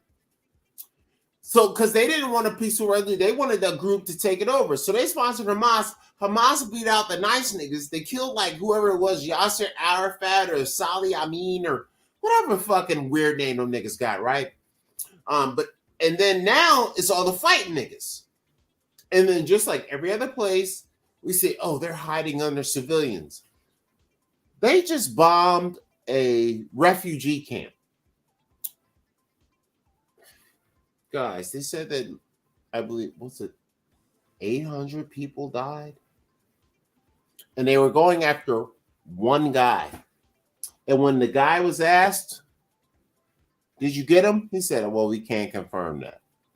So they killed 800 people. Women, mostly women and children, to get one man. And said, well, we can't confirm it. Get my American money out of this. I don't want this blood on my hands. Let them do their thing. Kick ass. Knock yourself out, J Bros in Israel. But don't make me pay for it. I feel so guilty. It's your tax dollars, America, covered in blood. So that's my opinion on that. What time is it? 10:04. It's break time. Any other good stories? You know what? That really ate shit up. 5 Republicans qualify for third 24 debate. None of these niggas will win. It's all Trump. We all know that. Black Panther stuntman dies. He's a stuntman. He's eventually going to die. He's doing stunts. The fuck? That's some noodle shit. Priscilla Presley and Washi never remarried after Elvis because nobody wanted your old pussy and couldn't compete with Elvis, bitch. That's why you never remarried. 4 men charged with stealing 18-karat gold toilet worth $6 million. Look at that. I bet you 5 niggas and a crackhead. Thursday Night Football on Prime. It's A on. meth head, a fentanyl addict, and 2 niggas. And they stole this shit. Take on the Chicago Bears. These niggas stole a $6 million toilet. Who the fuck they think they is? Fleece the Booty Warrior Johnson? What other stories we got? Taylor Swift as new member of the squad. Taylor Swift is a bitch, so we're not looking at that. Allegedly a bitch. Travis Kelce is like 6'5", 290. He will beat my ass. Mr. Kelce, I'm sorry. Taylor Swift is a goddess. Do not beat my ass, dude. Evan Ellising, former child actor from CSI Miami, dead at 35. I'm 48. Is there a video? Fuck no. He's a good-looking kid. Yo, they be fucking these Hollywood kids in the butt. It makes them hurt themselves. Allegedly. Noodle shit. Hollywood ruins children and makes them die early. Allegedly. Where should you be going in 2024 according to National Geographic? I will tell you, if you know anything about National Geographic, go wherever the naked titties are. That's my advice. Actually, Belize is where I'm going to move. I think I might move to Belize soon, guys. I don't know. I'm going to wait a couple more years. Wheelchair passenger says, okay, I'm from Philly and I'm so fucked up as a person, right? This shit right here is funny as fuck, and we're going to go through it. Guys, look at this title. Wheelchair passenger says he had to drag himself off an Air Canada plane. Nigga. Of course you did. Don't cancel me. Don't block me. I am not teasing handicapped or disabilitated people. But that's fucking funny. Let's see what the story says. Oh, the homie in the chair. Okay, he's a fat nigga too. His bitch is kind of big too. Allegedly. I'm sorry, guys. I'm being so mean. But she is kind of big. Bitch kind of big. So she was like, nigga, you down, nigga. I'm down too. I'm a big bitch too. But apparently, they took a trip to Vegas. Big Rodney. Now, I'm going to tell you, I've known a lot of niggas named Rodney. They have always been a stupid motherfucker. I'm not indicting Rodney in the wheelchair, but the nigga's name is Rodney. If you know a Rodney, you know he's a dumbass nigga. Or white boy. Or Latino. Or Asian. If his name is Rodney Ping, he's a dumbass. If his name is Rodney Mujera, dumbass. If his name is Rodney Sympathy, dumbass. Rodney is the key. Dumb fuck, right? So, I'm sorry, I'm being mean to a wheelchair guy. But no, his name is Rodney. His name is Rodney. Dude, look at, I'm highlighted. Rodney. Okay? Don't be mad at me. His name is fucking Rodney. It's his fault. Oh, yeah, cerebral palsy. That's a shame. Now I feel bad. Wait, his name is Rodney. Why do I feel bad, right? His wife was kicking it with him. He fell, got fucked up, blah, blah, blah. But that's some noodle shit. We need to really modify travel for people that have issues, by the way. Because I was mean to Rodney, but we really should help that. But shout out to dumb niggas named Rodney. Polish tennis star wins WTA finals. Now, if you guys know anything about Polish people, when she hit the ball, her knee hurted. Morgan If Stanley you punch is her in the partnering elbow, with her the nose Women's starts Tennis to bleed. Association to remove I boundaries. didn't say that. She said that. Let's watch the video of the Polish star. This game is for We everyone. got the white deck. Iga Świątek is back on top of the world. The 22-year-old from Poland was made to give up her #1 ranking when she crashed out of the U.S. Open earlier this year. But after steamrolling through the WTA finals in Cancun without dropping a set, the Cancun, she got four-time some major dick. champ has returned to the top of the world rankings, having handedly beaten the woman who took the #1 ranking from her, Tell me I Aryna suck. Sabalenka, in the Something. semifinals. Świątek But yeah, you was suck, facing an Mr. opponent C. in the final who's already beaten Oh, her wait, I got a twice comment. this year, American Jessica Pegula. But this time, Świątek wasn't holding back, racing through the match 6-1, 6-love in just shy of an hour's time, barely losing a point on serve the entire match. This is the first time that the Polish superstar has won the season-ending WTA finals and will finish the season as the top-ranked woman in the world for his second straight season. Congrats to you, Iga.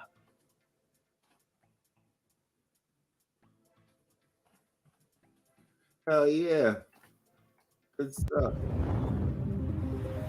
Sometimes all the tenacity and grit in the world can't Shout overcome out the to boundaries Paul we Peters face. for checking on the show, making a comment, saying something. So Morgan Stanley is partnering with the Women's Tennis Checking out the Association show. to remove Big P, them. Rizzy. Oh, what's going on here? Oh, this is the Asian tennis girl. Everyone. Oh, this is the one with the baby. I just want to say shout out to the tennis chick because she. I was diagnosed in 2014. All right, that's the end of the news segment. I've been acting a fool, guys. Let me get back out of here. And shout out to the homie P Pizzy coming to the spot. People on the street call him PDP. Some call him Paul P, which I think is an old school rapper name. It's like, hey, I'm Paulie P, and I'm in the street, and I'm doing the thing, smacking on the beat, and I'm rapping to the girls, and I tell them to heat, because I want to do the things like eating the meat, and I chew my hair, go to flare.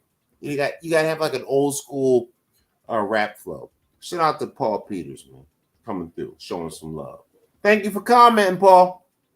Thanks for participating. Anybody else out there come through? Comment, like, subscribe, man. Just come on. I'll highlight something, anything, man. I don't care. It is a team effort. This isn't about me. This is about us. Shout out to Paul. So that's the end of my news segment. So let's get out of that. Like I told you guys, I always want to take a break in between segments. So I'm going to give you a little music. I'm going to get this banner down. And I'm going to look up our interlude. You know what? My interludes are going to be all Mr. C videos. Fuck you guys. Nope, that's it. Nope, don't fight me on it. You're not going to fight me on it.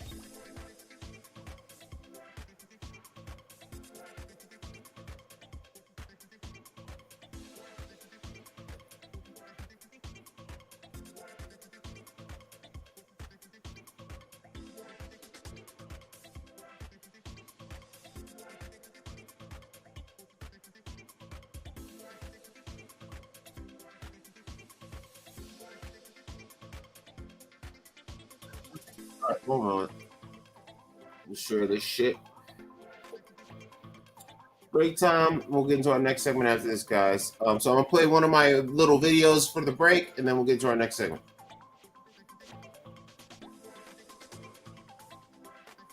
Oh, why, the lies you tell me, oh, why, I'm cold and lonely. Book me one time, babe, and I'll be yours forever. Just shake you out of my head. Yeah, call me cruise the whiskers, battered and bitch niggas, pull up strong vehicular, the dripping hard ridiculous. Baby, stop holding my strap, Pulling the day of a cat. Always be closing the track. Nah, man, the block is hot. 12 gun and block. Don't shoot your shot. Ha! Yeah, my baby, give it a go. Balance and got it a rule. Protecting my baby a fool. The game is me knowing the blues. Ha! You're gonna lose, nigga. Because you fucked around and stepped in fucking stills, nigga. It ain't who you are, it's what you fucking do, nigga. You fuck niggas ain't never had a clue, nigga. I'm always on my neck cannon, call me Jill, nigga. I want you figure, hey. I want you figure, hey. Oh, what you figure, hey? What you figure, hey? Why, the lies you told me, why, I'm cold and lonely. Put me one time, babe, and I'll be your square. Just shake you out of my head. Oh, why, the lies you told me, why, I'm cold and lonely. Put me one time, babe, and I'll be your square. My tea's for two. That's you with the loving in me. My tea's for two. That's you with the loving in me. Yo, the C-I-double-O-C. Come on and kick it with me. The scavengers love bottom feed. Just call me a guy for the seed. Don't you know who the fuck you are? Reincarnate energy from distant star. Fuck this, fuck that. Rather run and Jason chuck that. Things that make my babies buzz back. Wireless niggas take gats out your hand. Be so blind and got tricked by Obama plan. That's you with the loving in me. My tea's for two. That's you with the loving in me. Man, Jan, Tony, 2020, and a kick in the can. Pulling problems like fan. Rockin' Rosa like Dan. Swagger hoodies made for stopping the Ku Klux and Klan. Shit. Fuck you niggas talking about. Always traveling in that bumpy route. God damn, man. Yeah, you niggas fucking it all. Pushing on them antibodies. Stay on the call. It ain't over, little nigga. What the fuck you gon' do? Every day is due awakening. Nigga boo-hoo. Jordan wanna punch you in the face by your number two. Jordan wanna punch you in the face by your number two. Jordan wanna punch you in the face by your number two. My tea's for two. That's you with the loving in me. My tea's for two. That's you with the loving in me. Drink. My tea's for two. That's you with the loving in me. My tea's for two. That's you with the loving in me. Drink.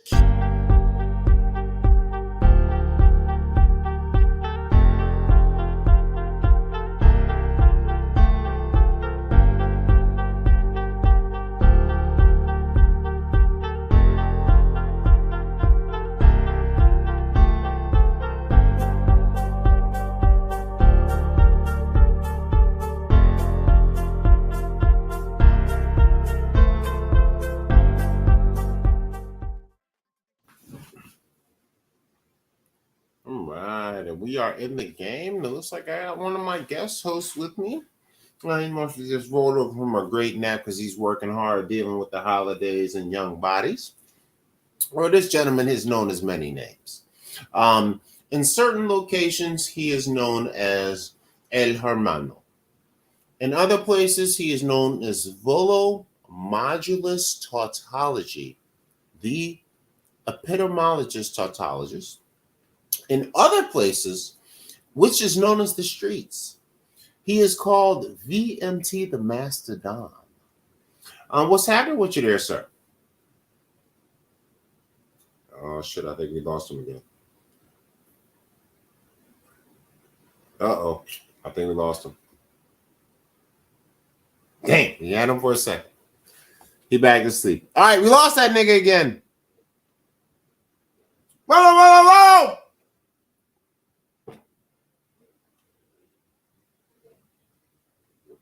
I think we had him, then we lost him. It is very late back in Philly and whatnot. So we just want to thank Volo for even just coming in and logging into the show. It is literally 1:18 in the morning. So 11:18, 12:18. Yep, it is 1:18 in the morning when he is. So I guess I got you guys all hyped for his segment, but he probably is a light nap. So what we'll do is we're gonna go over our noodle of the week, Miss Kendra G. And we'll deal with that. Let's see what we got here. And we'll go over some videos reviewing her stuff. We'll do some fair use. I'm gonna look up. I'm gonna give some love to O'Shea Duke Jackson. One moment. I'm gonna review his video on it. Actually, let me see if KENDRA has a video, because that's where he did an interview with the actual guys.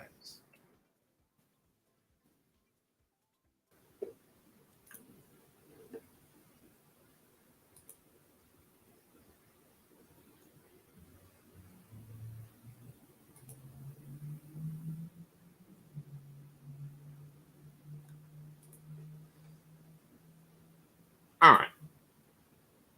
So, I'll turn this up here. So, definitely a channel you guys should check out. This channel is called KENDRA. It's from an American guy. He is from Sacramento, California. He made this channel when he moved to Africa. I believe he lives in Uganda, but he also rocks around in Kenya. So, he made this channel called KENDRA. They have a lot of great shows about different stuff. The recent issue has to do with a lady named Kenzie P. I'm gonna see if I can find the segment in the video where they talk about it. Let me see. Right. So you have to. Let me see if it's Yeah. Oh, there he is. Yeah, I mean. Oh shit. Well, we're back out of this for right now.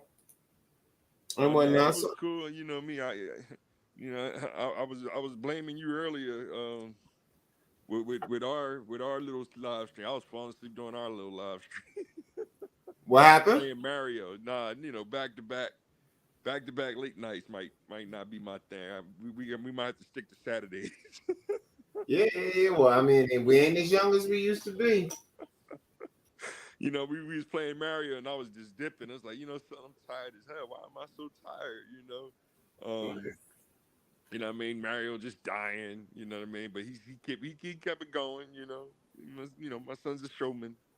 There it is. You know what I mean? So then right after that, it was just like, all right, so I got a little time for this show, and then next thing you know, I just woke up. Knocked out, right? Ain't nothing wrong with a bunch of good sleep. Ain't nothing wrong with that at all, man. What can you From my do? hearing, it was like the what's the name fight? And I heard the same thing happened to their fight. What's his name? I can't even remember his name now. The heavyweight. What, like Mike Tyson? No, not Mike. Yeah, Mike Tyson. Yeah, Mike Tyson trained some new guy or whatever. And he fought the heavyweight dude, and they gave it to the white bub with the Russian or whatever. Tyson Fury? Yeah, Fury or whatever. Yeah. You ain't hear about the fight? I thought he lost. No, he won. He won by split decision. Oh Fury, shit! yeah. Everybody was acting like he got his ass whooped. Yeah. I became followers of the guy that knocked him down once or twice or whatever. Was whipping his ass. Damn, I didn't know that. So there's a controversy over Tyson Fury. I didn't know that. Yeah. Fury's still the winner. Split decision, 2-1. Split decision. Now you gotta look it up. Right? What you saying? You gotta look it up now, right? Final interview started on Tyson Fury versus Nagano.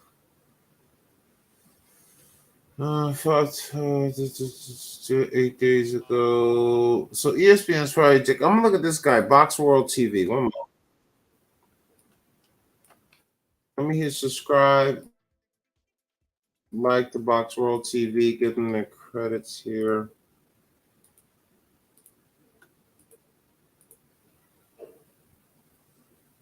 Yeah, subscribe to him.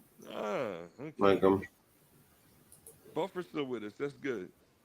Yeah. Well, give it time. Let's take him out. So we got here fair use. So I want to get these guys their credit.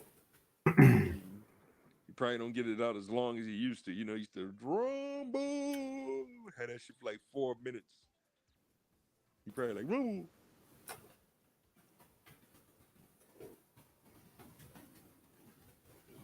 Still getting paid to say that. All right.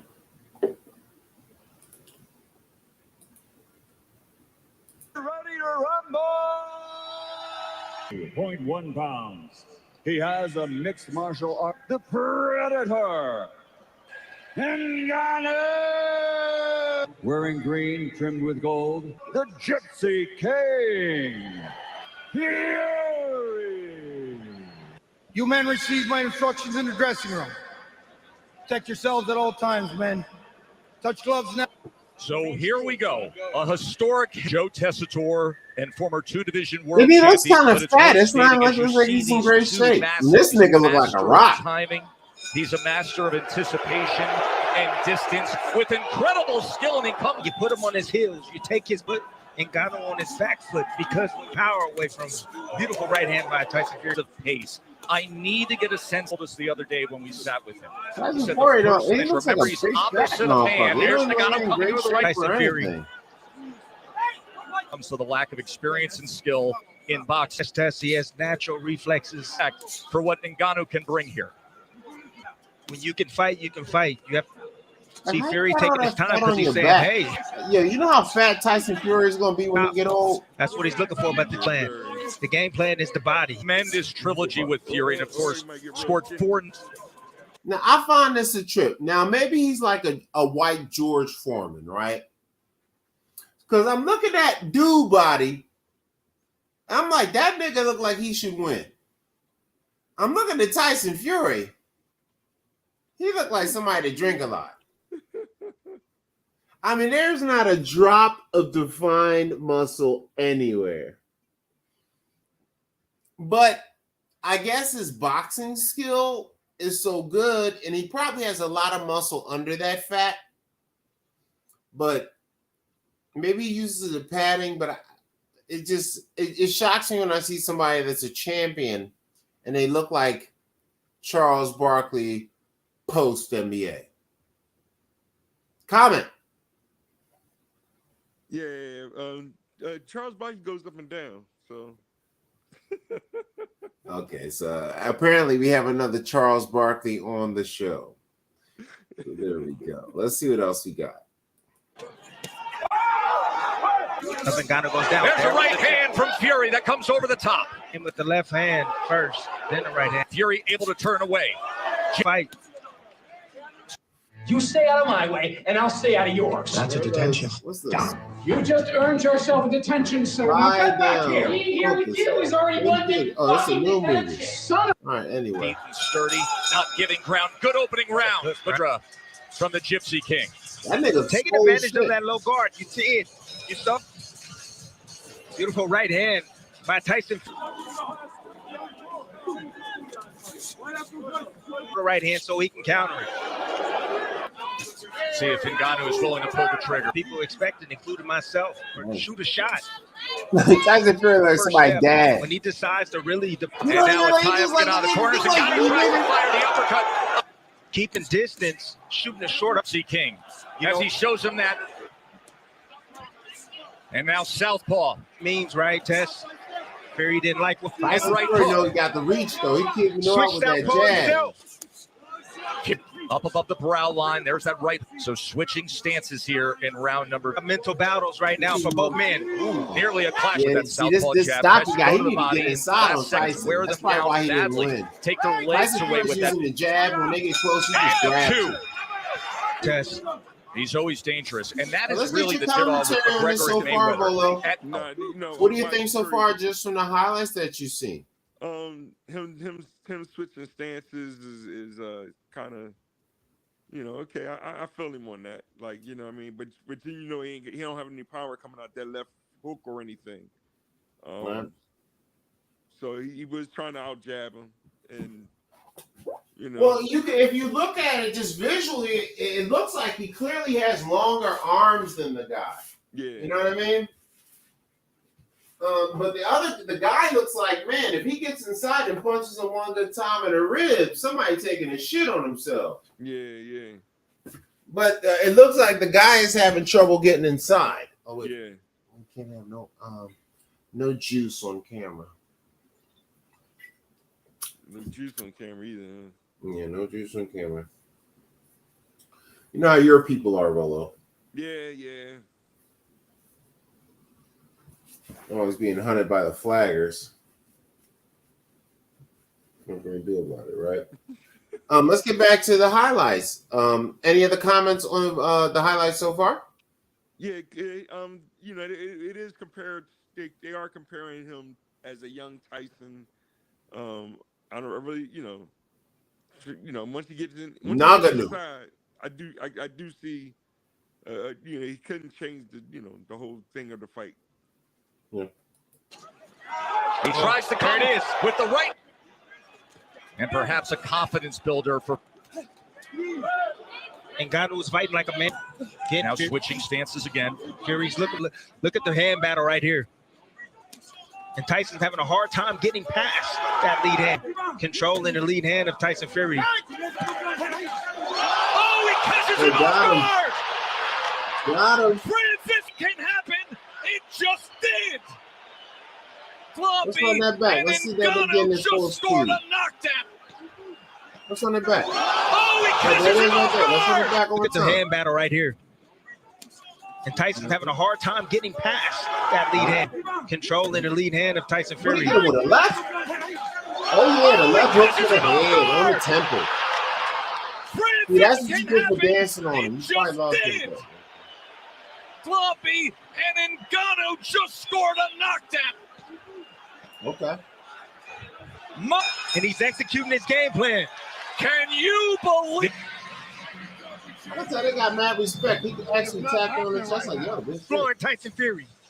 Beautiful setup shot right there. Big left hook by Ngannou. Just standing his ground. Ngannou right here. Fury throwing the left hook right, sitting still, controlling, standing in his position. He's talked about as the hardest puncher in combat, as the hardest punch in the world. At this point, just by that, round number 4. This we keeping his distance. You say keeping his distance? Watching like Tyson. Tyson Fury still hasn't figured it. Commentary Rolo. Yeah, he caught him, and now he's getting back to getting his distance and going to try to out jab him and do his Ali, quote unquote, to win enough points. Yeah, he's just scoring and whatnot, keeping his distance, jabbing him down, scoring. And he's like, as long as I can keep the distance, he can't catch me one of those. What happened was he got in there and tried to mix it up. And he sat on his ass. Let's go. Matter of fact, shout out to the channel again, Box World TV, for this great highlight video segment. He's outboxing Tyson Fury right now.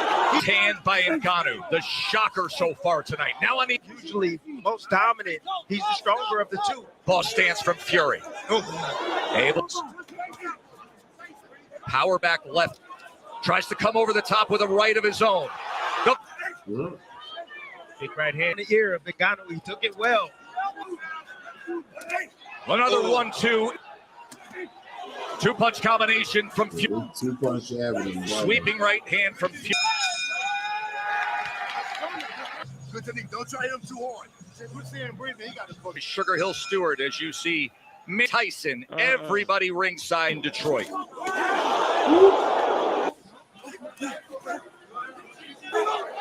Oh, right hand nearly puts him up. He wants to land something big. Francis has to stick to the game plan. He can't rush. Oh, Fury comes charging in. See, Tess, sometimes person overcoming adversity his entire life. Have to got it. Get greedy. You stop thinking. You just want to land that. The man used to going. There's an uppercut just from Fury. Just knockout again. Dillian White at Wembley Stadium. If he can draw him in here, extends the right hand behind the jab. Tries from Tyson Fury starting to find his height. As he is fine. And razor thin. Eminem has made his way ringside. The working their way CompuBox through it. numbers, and he scored a 30%. knockdown in round number 3. All right, let's go back to that. That left-right combination. Where was that at? Let's go back to the thing so you can see the stats.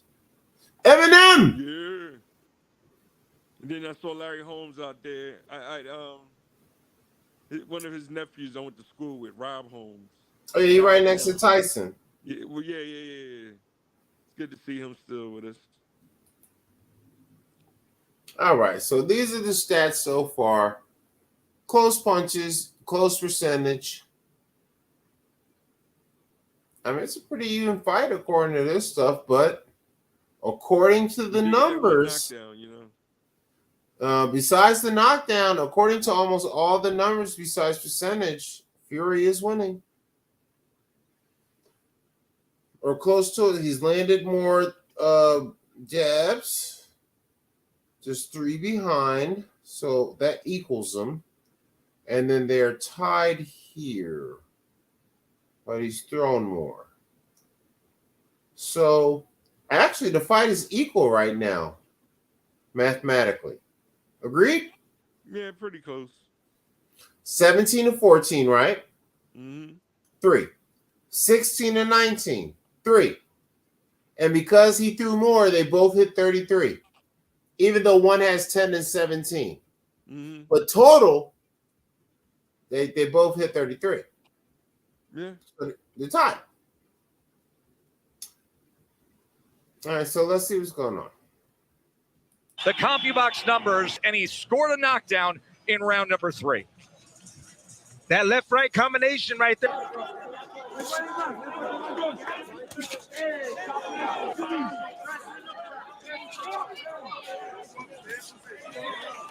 As Fury gets out of the way, now boxing. Pick up his feet. Oh, boy, Have to reset. See, that's the beauty about Tyson Fury. He can make adjustments in there, man. From Tyson Fury. Ngannou, desperate to land a power punch again, and now out of the way of it. Such an accurate jab, missing with the right hand. Ngannou coming to the end. He just abandoned the game plan, Tess. He know he heard it. And he's just looking. Yes. But can he deliver it? Does he have the delivery? Wrist right now. They don't want to throw. Killing him with that Unless jab. End of 6. Sue His Excellency. That last round. So wait, elbow. Yeah. So wait, they in Saudi Arabia? You notice that? Yeah. Did you know they behead about 70 people a year in Saudi Arabia? Wow. All right, so you're voting for the Democrats too. You had heard from the jab. You have to parry it. You have to move. You get a big major reaction from them. They might drop. What he's doing is he's standing there and needs to be able to catch Fury. Well, Griffin will clean that up. He understands, and he's leaning outside, getting that. Boxing's heavyweight champ. Right, Dewey Cooper? Yes. Got him. You know what I noticed? I don't think I've seen this guy throw more than 7 body shots.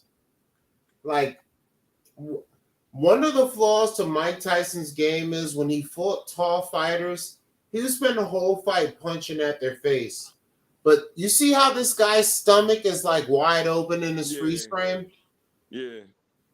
But I guarantee you the punch after this will not be a punch to the stomach. Yeah, beat that body. He should chop down the tree. Yeah. That's how you do it. You don't beat tall guys by punching them in the face. You punch them in the stomach. And that's why you see why this guy has all that fat there? Yeah. It's specifically for that reason. Because he knows that's the weak spot. You beat that body, the arms will go down and the face do get open. Yep. Team. You know what I would compare it to? Running the ball in football. Yeah. It doesn't seem like it's working until the defensive line gets tired. Mm-hmm. And then now you can throw deep on a play action. And the throw deep on the play action is the headshot. Yeah. They've done a good job with him because he was longer than everyone against Francis. Short left hand. The blood from the nose of Fury is a two-punch combination from Francis. And then he keeps punching right down a right hand. There's a right hand from Fury. Francis looking for the uppercut on the inside. Francis hook punch. I will say, for these to be some big guys, there's no too much blood. So they're really taking this this is like a legit boxing match. As he turns Fury. Solid, steady, determined, and willing here in round number 8. Would you look at this? Determination, born of his child, fighting for it all. Hearing his hands go as often as he would prefer on the inside. Blood from his take this seriously. Doesn't look like it. Tyson Fury trying to get some distance again. Stands this. Natural. Early on. Can he fight? Accurate. A right hand from Fury. Choice. He's been looking for that shot all night. Everybody doubted if Francis fight, not boxing with the heavyweight champion. See, Francis right now is trying to. Is Tyson Fury showing you enough? You should jab it yourself. He's looking for the right opportunity. Pro boxing debut. A historic Joe Tesla. So why the commercials on? Bolo. Yeah. Is it safe to say that even though you got power punches and hooks and uppercuts and all that, it's kind of like a cheap shot?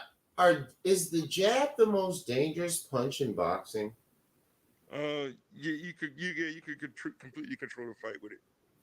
Literally. Like, you don't have to have any other skill but just keep the distance, punch him in the forehead every time he comes in, and if he gets in too close, tie him up. Yep. You could just do that for 12 rounds, and they'll be like, well, he was aggressive. He kept punching. You know what I mean? That's how the judges do it. They say, well, he was aggressive, even though you just jabbed him the whole time. Very interesting. Wrong space. All right. Not to Empire Armani. Imperial Armani. Those not just Armani clothes, it's Imperial Armani. Is that his first name? The Razor is back. All right, guys. Shooting phones are back. Yay.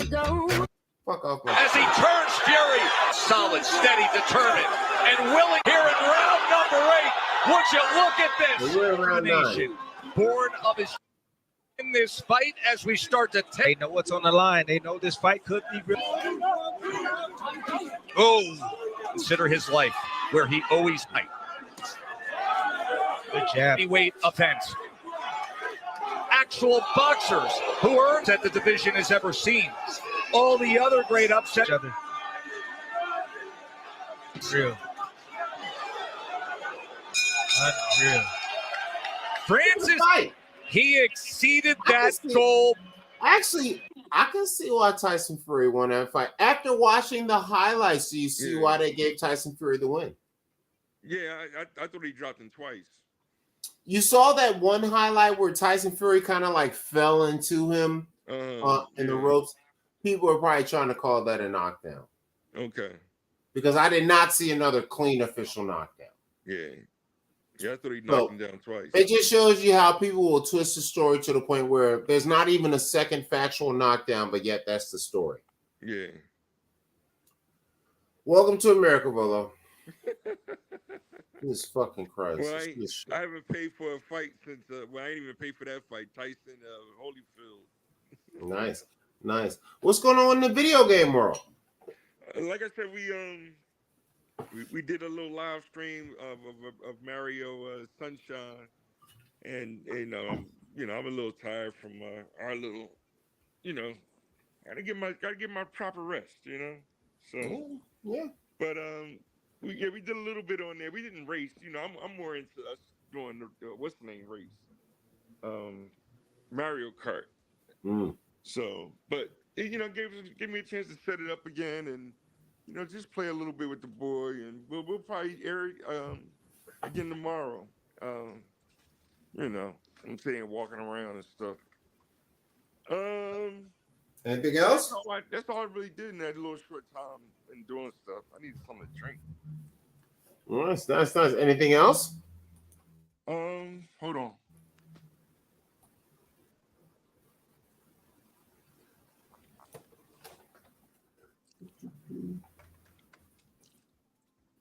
Much better. Yeah. Yeah, I'm just taking my time with it. It was fun playing Mario Wonder with him. I'm trying to think what other game. That was the only game we played. So, no, I don't know. Yeah. So many games to play, so little time to play them. Yeah. That's the way it is. Any other commentary? We're gonna get into the noodle of the week. Oh yeah, let's go straight into noodle of the week. All right, let's check it out. Let me see here.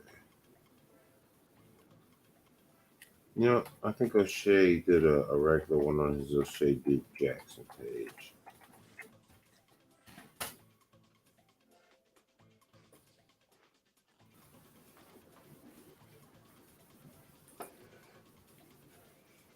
But that was cool watching that fight. I ain't watching fighting. Fury, especially the Fury. Yeah.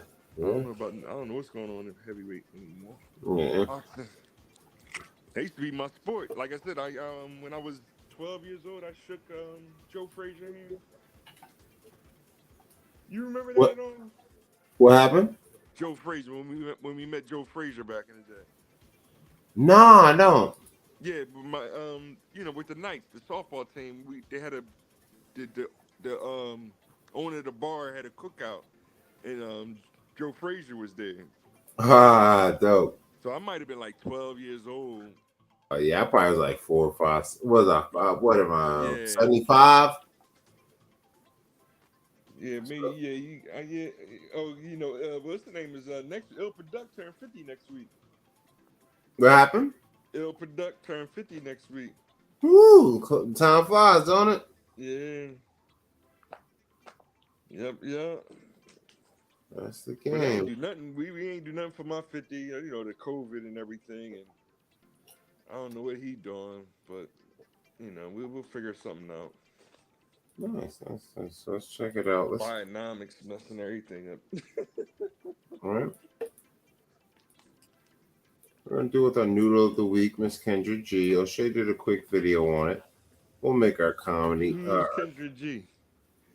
She does a news comedy. She has a channel called Kendra G Media, and she does a comment, a relationship show. Let me actually, she went to Hampton with me and was 2 years behind me.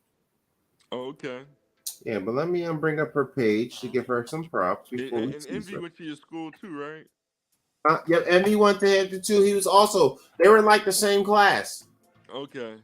Well, you heard about him in trouble or whatever too. Yeah, with the real estate shit. Yeah. And whatnot. And you running for president. Make sure y'all vote for me tomorrow. Tomorrow's election day in Philadelphia. Yeah. Across the country. Yeah, but I don't know if you can see the screen. So this is who she is, Kendra G. Okay. And she hosts a dating show. As you can see the videos below are different dating shows, etc., right? Okay. So she has a dating show, and recently she had a weird incident, and O'Shea Duke Jackson highlighted it. So we're going to check it out and then comment on it, because I felt there was some noodle shit that she did. Because basically, she saw this African brother who was basically walking around with his shirt off to get famous, right? But instead of her coming at him respectfully, she came at him on some sideways shit. So we're going to check out O'Shea's video. In 2020, the world... One moment. Let's make it big. Let me hit my like. I'm already subscribed. Make sure you subscribe to his channel. Fair use. Let's hear what he got to say. world was shook. The coronavirus pandemic had the world to its knees, and with supply chains going down and people refusing to go to work, it was hell to pay. People who rented houses wasn't getting their rent money, and people who had jobs were going broke. But there were a few groups of people who did very well during that time. And those people were content creators, believe it or not. People like Kevin Samuels made their run. But another person who did very well during that time was Kendra G. Kendra G is a social media influencer based out of Chicagoland area.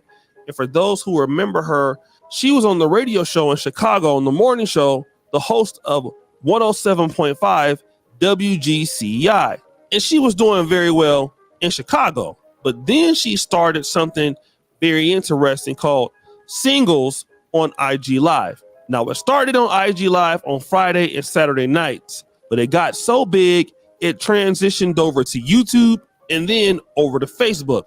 And let me tell you, it made her a lot of money. And to be honest, it's one of the most profitable things I've ever seen on social media. Number one, it targets an African-American audience. It targets blacks all around the world. And people are always thirsty to hook up. And really doesn't need so much investment because you get people clicking the link all the time, talking about what they want. And really, she ain't even got to host it. And sometimes she doesn't. So when I'm talking about the cash, it's coming in. Can I get a cha-ching sound effect? Well, now that we got that, what in the hell does this have to do with somebody exposing her? I'm glad you asked that question. Rewind, Nima. Let's fly all the way to Kampala, Uganda, where we're going to meet a gentleman by the name of A.K. Dadan, also known as Grandson. And Grandson is a young man that over the last 2 years also has blown up on social media. He went from being very skinny, making videos with his grandmother, to after she passed away, becoming a muscular giant, walking around Africa getting millions of views. He has almost 3 million followers on TikTok, over 700,000 on Instagram.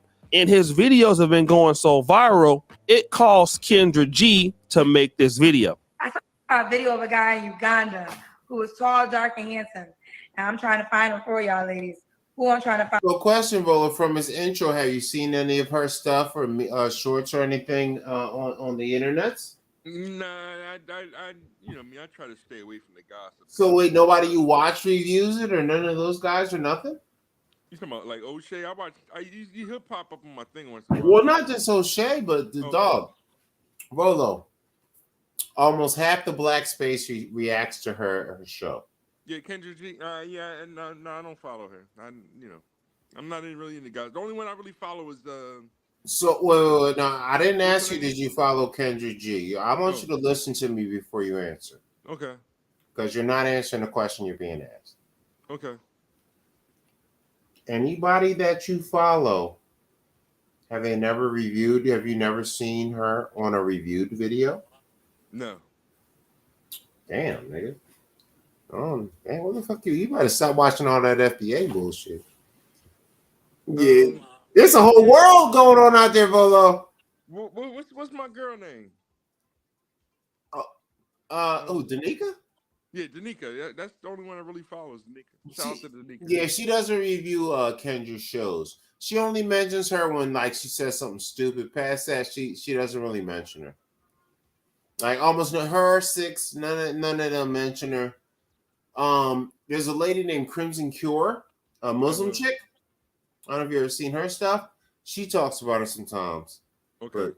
But yeah. Sarge might have mentioned her name once or twice, but I never looked. Yeah. He mentioned her name in passing, but he doesn't do fully focused videos on her. Yeah. But anyway, yeah, this chick. But yeah, she went to school with me, a couple years behind me. Won't give a nigga no play, bitch. But anyway, Mr. BAS agrees. Oh, okay. So let's see what else we got. Find out for him. It was a video I saw on Facebook. He's walking, and I think he's in Uganda. He's somewhere, child. And he's walking down the street. And I said, if this man only knows, I got 33,450 women that want to see you. I'm final. Now, you only could be with one, but I got 33,450 women that want you. I saw a video on Facebook. He was walking down the street. He was tall, dark, and handsome. I don't even know if he know English.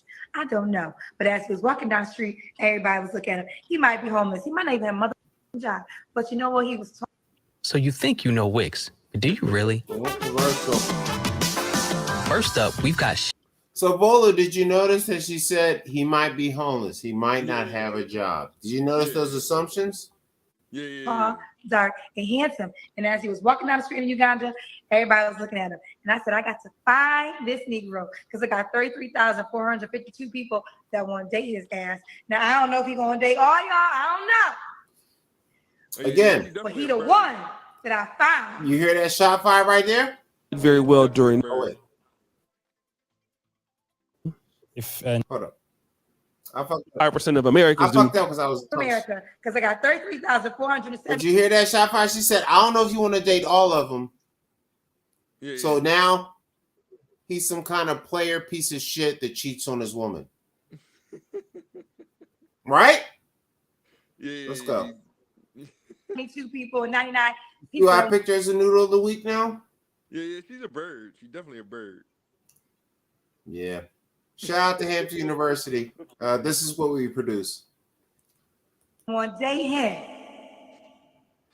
Oh yeah, Kendra G really thinks grandson is attractive. She actually wants him to come onto her show because she figures, well, because this African guy can come over to the show where so many women want him, and maybe some lady will bring him to America, you know, because maybe he's poor and hungry and desperate. That's what she thinks. But be it as it may, this guy is far from it. He's actually doing very well. He has all kind of brand deals. He's going to be moving to Europe soon. He's not wanting for money, and he makes more than like 95% of Americans do right now. But what ended up happening was Kendra G sent him a message, right?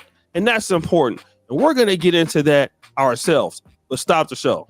What you guys don't know is your boy O'Shea Duke Jackson did an exclusive podcast with him because he lives right here in Uganda.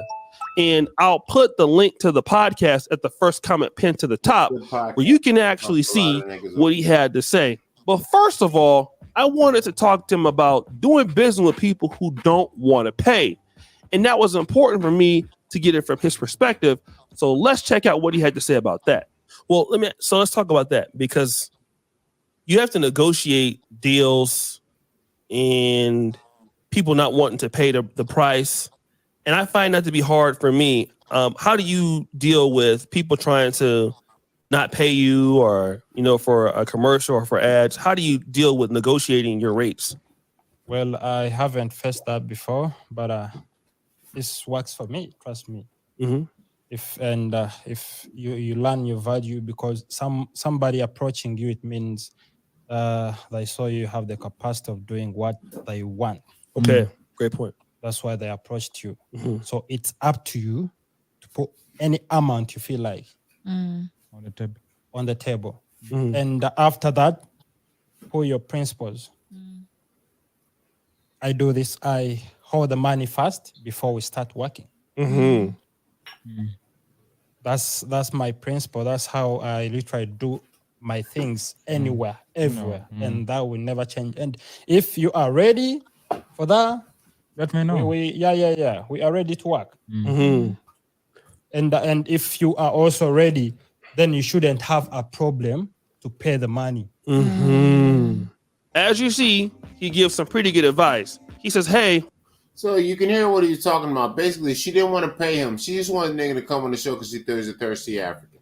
So that's how niggas' feelings is hurt. And O'Shea is pretty much explaining that right now. Let's see what else. Whenever somebody approaches you, they should pay. And it's your ability to charge whatever amount you want to charge. So now let's get into these messages because Kendra G definitely messaged him as we saw how thirsty she was on her video. Because you see, what she wanted to do was to bring him onto her platform, use all of his following, and then basically come on to her dating show and do it for free. And on the flip side, he's supposed to get sponsorship from one of these thirsty ladies in America so he can go to America and get a wife, right? But let's check out what the messages actually said and what the exposure said. Kendra G messaged him. She goes, sad music, are you single? If so, I want you to come on my dating show. Now, this is him responding because he's already heard that people have been, tagging him from the videos. He goes, hello, good afternoon, Kendra. Sorry, you might be in dreamland already. How are you? Can I get a da sound effect? And then all she said is, hey, I want you to come on my show. This is somebody hella thirsty, right? I mean, again, all that money for weaves and sandals and everything, but you don't want to pay nobody. So basically, he's saying this. Hey, how are you? It's a beautiful morning right here. Well, I would like to know more in details if there are going to be payments for. Shout out to O'Shea because he always says anybody that's wild, they are weaving and sandaling it up. Continue. Posting or not, thank you. Looking forward to hear from you. Right, because you want him to come onto your platform with all his following, so he can be matched with some of these chicks he probably wouldn't be attracted to and all of this, right? But here's what she had to say. Oh no, it's not a show like that. If you are single looking for love, you come on the show. I ask you questions about the kind of woman you like. The women DM that are interested, there is no payment. Now stop the show. Doesn't Kendra G want to get paid for what she does? Yeah, she does, right? She has all kind of weaves, sandals, and all kind of sandals and weaves, but she doesn't want to pay this guy. He goes, I get it. Well, I'm not seeing anybody right now, right? If you want to come on the show, you can Monday. You will get new followers, and maybe you actually like someone, they DM you. So think about this. Well, you will get new followers. Basically, he already has more followers than she has, right? Maybe we could put up her following on Instagram and maybe his following. If it's not more, it's. Now, as you can see right here, he has 743,000 followers. She has 704. How come? And he only has 341 posts. She has 9,000. So she had to do all that work to get her followers. But he's doing so good. And she's like, yo, I need you. He's like, bitch. Why not offer a business deal? But this is how black people do each other sometimes. Yeah. Very similar. So why would he do that? So then, hold on a second. He goes, and I would like to join your show, but I am not ready seeing anybody right now because I'm addicted fighting myself. Love is going to find along the way. And then she goes, okay, well, you can say that. And I will just say I invited you on my show because so many women admire your videos. Look how thirsty she is. She's looking for this guy to come onto her show for free, not doing anything, not wanting to pay this guy, but clearly she's going to use this guy for everything. And she feels like, oh, you're a desperate African guy. So that's all you need. Well, and then he goes, because I believe he can't look for love. It has to be natural. Well, you can go on and say this up to you. That means otherwise, I really appreciate you for everything. Hope everything is going well for you there. She goes, it's going amazing. Now, stop the show. Dima, put up that. Most people have no clue that in 2023, the best way to make money on Amazon is not with physical products. Let's see what he says. Circle that thing when you say you have restricted Kendra G. And basically, block the bitch. They can't see you when you're online or when you read their messages. All right. But I want you to hear it from his mouth completely, what he has to say about the whole experience. Play that clip. You're eating on that, and I'm also having money on this. Yes. So we should support each other. Yes. Yes. And her being there, I felt like she thought maybe I'm so desperate. You know, when you're in America and you tell somebody in Africa and be like, oh, this and I want to invite you here. And they feel like, huh? You know, that excitement. Yeah. Like, I'm going to America. Somebody invited me from America. Right. I'm not desperate for that. Right. For anything. Right. But if it was money, I would have done it. Right. Because I need to, you bring that on table, be like, yo, this and this.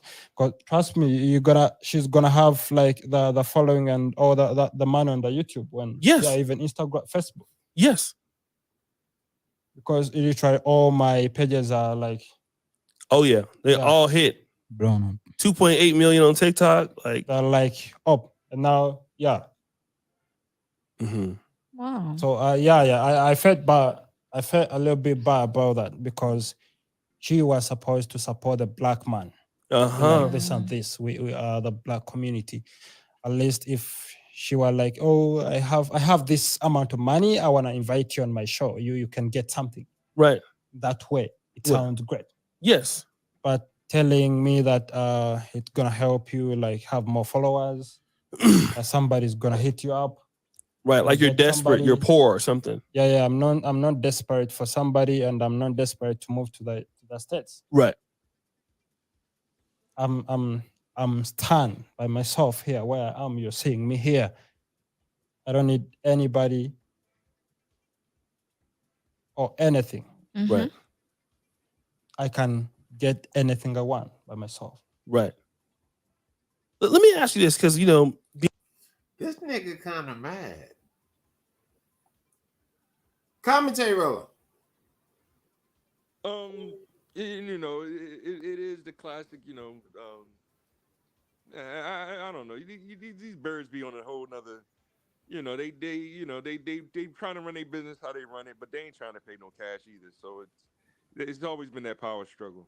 That is true. It's funny me because I'm basically just me. I'm a tutor in mathematics, and I've been doing it for free my whole life. Like especially for the children. I mean, I don't even really expect payment and stuff. But you try to set things up and actually, even when it's like building, like what I used to try to build computers for people and stuff, and it was like they just wanted to pay for the parts. They didn't want to pay for me the labor and stuff of me doing building the computers and stuff. I mean, this is just what happens in the Black community, but it is what it is. There it is. Any final words on that's your final words on it? Well, my whole modeling thing is a whole, this is his own industry and stuff. It's funny, but yeah, I really don't know her like that. I don't follow that. That's all right. Have you ever heard of Tasha K? Nah, She's kind of like one of the new bloggers. She goes on and talks shit. She just got sued by Cardi B a little while back. Yeah, I heard of Cardi B. She also recently is in an argument with some of the Transformers. Oh, okay. Well, recently, because of that, she got in a fight, and apparently some of the Transformers jumped the bitch. So we're gonna play this. We're gonna comment on this, give final words, and get the fuck out of here. Is Wendy still out there? Who? Wendy Williams or whatever. No, that bitch is in the crib chilling. Nobody wants her. Stephen A. killing me on YouTube, like Stephen A. got some balls now. Yeah. Now he a man. He said, "I got my own shit." So let's check this out here. All right. Oh wait, I fucked the volume. Let's rewind it back.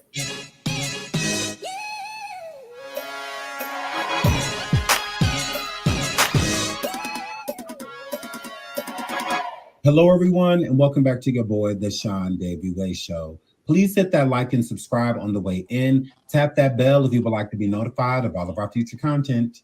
Today, I bring you another video on Tasha K. Seemingly, as of recently, Tasha has been getting into a lot of physical altercations.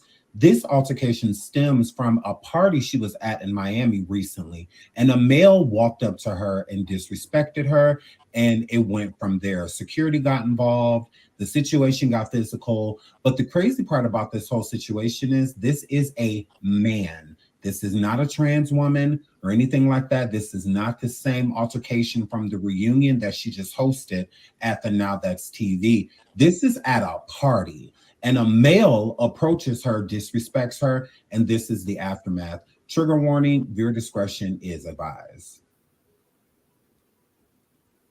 Let's see what these things talking about. Big screen.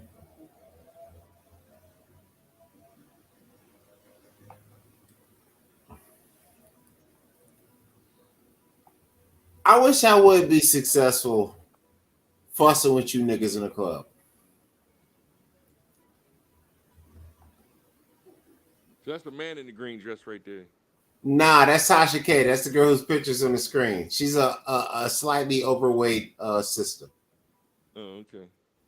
But She act You like know what you think in the comments below. Do you think this is Tasha K's fault? Do you think this is this male's fault? How do you feel? I honestly feel that a man should not be approaching a woman in a disrespectful tone. This guy at sucks. all. Fuck him. He's on some bullshit. He's kissing ass. He's got a little sugar in his tank. Matter of fact, where her shit at? Where Tasha? I don't know. Let me see if Tasha be tripping. Tasha K. Let me see. All right, here's a page. Hey, check this out. Let's subscribe to it. Kids go home tomorrow. Look at this right here. So this is one of her other videos where she acting a fool. So this is the chick that, you know, the person you said, hey, that's a dude. This is one of her videos. House finna be quiet as a beach, man. So Boosie badass is back, man. All gold pool party. All gold piss pool party. And I mean it, man. This Thursday. We finna turn up, man. All that, man. I gotta enjoy my motherfucking life, man. All gold piss pool party. I'm about to be all up in the gold piss party. Y'all better hurry up and get y'all. Wait, let me make sure I give her a proper fair use. Because I'm playing her stuff, but I want to give her a fair use because she's a serious businesswoman. But you can see she's a fool, right? Yeah. So 100%. this might explain why she's scrapping with niggas. But she does a good job as looking at like boozy, should we say, right? But I'm sure she's a sweet lady. All right, back to this. Let's finish out the all gold piss party because this shit is kind of funny. Send pictures of your piss, and it better be dark. It better be gold, man. Piss pool party at Boosie Estate. Invites only, man. Invites only. Hit my DM, man. All gold piss pool party. I ain't drinking water all week, man. Only lean and crown roll. I'm looking for the baddest with the darkest golden piss. And you know I ain't got but one kid. I better hurry up and get y'all tickets before Thursday. I already did Boosie my piss. It's dark as hell. I'm coming for you hoes. I'm coming for the $500. All gold piss pool party. Boosie badass. Chlorine or urine? We gonna have a vote. All gold in your face. This shit is out of control. Yeah. I got my waist trainer on. I'm doing my Kegels. When it's time for me to piss on you hoes, I'm pissing on all you hoes. All gold piss pool party. Skits like this plus a lot more wine spilled live with me and wine with Tasha. Now, ironically, she's in Miami getting in fist fights. So it's like, yeah, she might have not should have did this advertisement. But the lady you see in this picture is the person you saw kicking the dog shit out of somebody. Let's see what her comment is about this fight. I'm sure she has a video about it because Tasha is not going to waste that opportunity. Let's see. All right, one moment here. And then check this out. I watched that episode of on the Boondocks of R. Kelly pissing on a little girl. They funny with this. Let me see. This shit was short.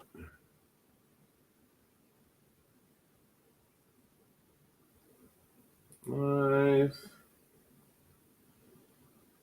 Okay, so I guess she didn't put anything up really about this incident. There was a video I saw that everybody was reacting to, but I guess she didn't put it on her page. Oh, she got 1 million subs? Oh, yeah. She got she got a lot of subs. I think she hides them now. But yeah, she's pretty big. She's you remember how you said, where's Wendy Williams? Yeah. This is her. Oh, okay. This is Wendy Williams. Because as you can see, Jessica, she talks about all the popular media shit. And she got sued for $4 million by Cardi B last year because she said Cardi B was a criminal and had like herpes or something. And then she did an interview with some chick that was like, yeah, this bitch got herpes. She used to live with me. She used to fuck niggas and rob niggas. And then Tasha K really leaned on it and would not retract it. And it was technically a lie, I guess. It was slander. So Cardi B sued her and won a case for $4 million. For the last 2 years, Tasha has been moonwalking her smooth ass off to not pay it. And that's the person you see we are talking about today. Oh, okay. Yep. Commentary on that. You know, bird talk. Excellent. I think I covered all my show segments here. So I think we're done. Let me see here. I'm trying. Oh! You want to do word of the day or something? Or? Yeah, I was just going to say SAT words, slang words. Give them to me. I'm hoping one of them is bird. Ziggy, what's the word of the day? Today's SAT prep word of the day is composure. It means the state of being calm and tranquil. It's spelled COMPOSURE. Here's how you use composure in a sentence.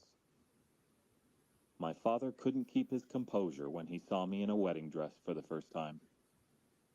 If you're enjoying your SAT word of the day, check out... Stop. Number one, the fact that the computer sounds like a man saying that sentence. I think you understand why your dad lost his composure. Number one. Number two, composure. COMPOSURE. Tasha K completely lost her composure when it was time to kick a nigga in his shit, as you saw in the previous video. She got in another fight earlier today. Apparently, these were with some of the trans community. So apparently, Transformers, aka Decepticons and Autobots, also do not keep their composure when upset. Composure. What is the Spanish word of the day, Bolo? Ziggy, Spanish word of the day. Today's Spanish word of the day is now. To say now in Spanish, say ahora. Here it is again. Ahora. Here's how you use it in a sentence. To say we'll miss our tour if we don't leave now, say perderemos nuestra visita si no salimos ahora. Let's listen to that a little faster. Perderemos nuestra visita si no salimos ahora. If you're enjoying your Spanish Ziggy, word of the day. Stop. So the word is ahora. Now, anybody that actually knows Spanish knows this white bitch doesn't know shit. Now, the one thing I don't like about foreign languages is that something can mean multiple things. Ahora means now. But, Bolo, what does ahora mean in Spanish? I just missed that. 1 hour. Un hora. Okay. Ahora, una hora. Says but in the end, if you be like, yo, how long does it take for me to get to your house? And I say, ahora, what would you think? An hour? But you wouldn't think now, would you? No. But this is foreign languages. This is why America rules everyone, because everybody got all these fucking words that mean 12 things. Oh, it's una hora, dos hora. Oh, but ahora means now. Yeah. Nigga, come on. So I'm going to use it in the sentence. Tú tienes muy bonita y delicioso. Beso mi cula y los verga ahora. That's you goddamn right. I speak Spanish fluently. So And don't you worry about that. Bolo, what is our slang word of the day? Which I plan to be very offended at because this bitch is fucking racist. And I'm gonna leave that Spanish sentence alone. Ahora. I don't think I can use that at work. Ziggy, what's the enable slang word of the day? Okay, here's slang word of the day. Today's slang word of the day is noyfriend. It means a not boyfriend and is used when a boy spends a lot of time with a girl and to the outside world, it looks like they're together, but he denies anything is going on. Here's how you use it in a sentence. Are Becca and Jim dating? You'd think so, but he's totally noyfriending her. If you're Ziggy, enjoying your... Stop. I refuse to acknowledge that bullshit. No, that's some bullshit. See, that's some cracking shit. This is why you don't let white people know shit. Because then they start making up shit and fucking it up. What, annoy friend? Is that what she said? No, I don't care what she said, Bolo. Don't even correct me. It's some fucking bullshit. Fuck that. I'm not doing a sentence for no fucking nutty-ass white bitch corny phrase. That is not slang. You cannot sell crack rock and call somebody your noy friend. It's like, hey, you want to buy some meth? No, noy friend. The fuck? Why don't you just turn around and stick your butthole out and ask them to put something in it? The fuck? No. I refuse. Matter of fact, Volo, you're banned for the next 3 weeks for that shit coming over the AI. No, fuck that. I'm blaming you. It's some bullshit. All right, you're forgiven. But there's still some bullshit, and you're partially banned. So if I want to flag you like the flaggers, I can. Just want to let you know that. Yeah, I'm still watching my political shows, trying to learn what a neocon is, and neocons and tradcons. And I'm gonna tell you something. It ain't got nothing to do with using condoms or sex, but it sounds like it. It's like, hey, it's like, hey. So, hey, girl, you into that neocon? Like, shit, nigga. What hole you gonna stick it in? Like, bitch. Oh, fuck. I was talking about voting. I was talking about new conservative ideology, bitch. Like, I don't know. It sounds like you need a lot of lube to be a neocon. No. How am I supposed to know? So I'm worn out. I'm drained out. We got 8 minutes left in the show. Anything else you can talk about? Nah, that's about it for me today, too. I need my rest and a day off, and I'll be back Wednesday. Cool. So let's get some final words. Final words. Oh, yeah, tomorrow's election day. Make sure y'all vote. Oh, yeah, tomorrow is election day. Everybody go out there and vote tomorrow.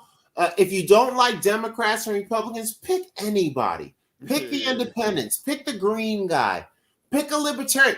Write your homeboy in. Put your own fucking name in the write-in section. I don't care, but go vote. Only 40 to 60% of Americans vote every election.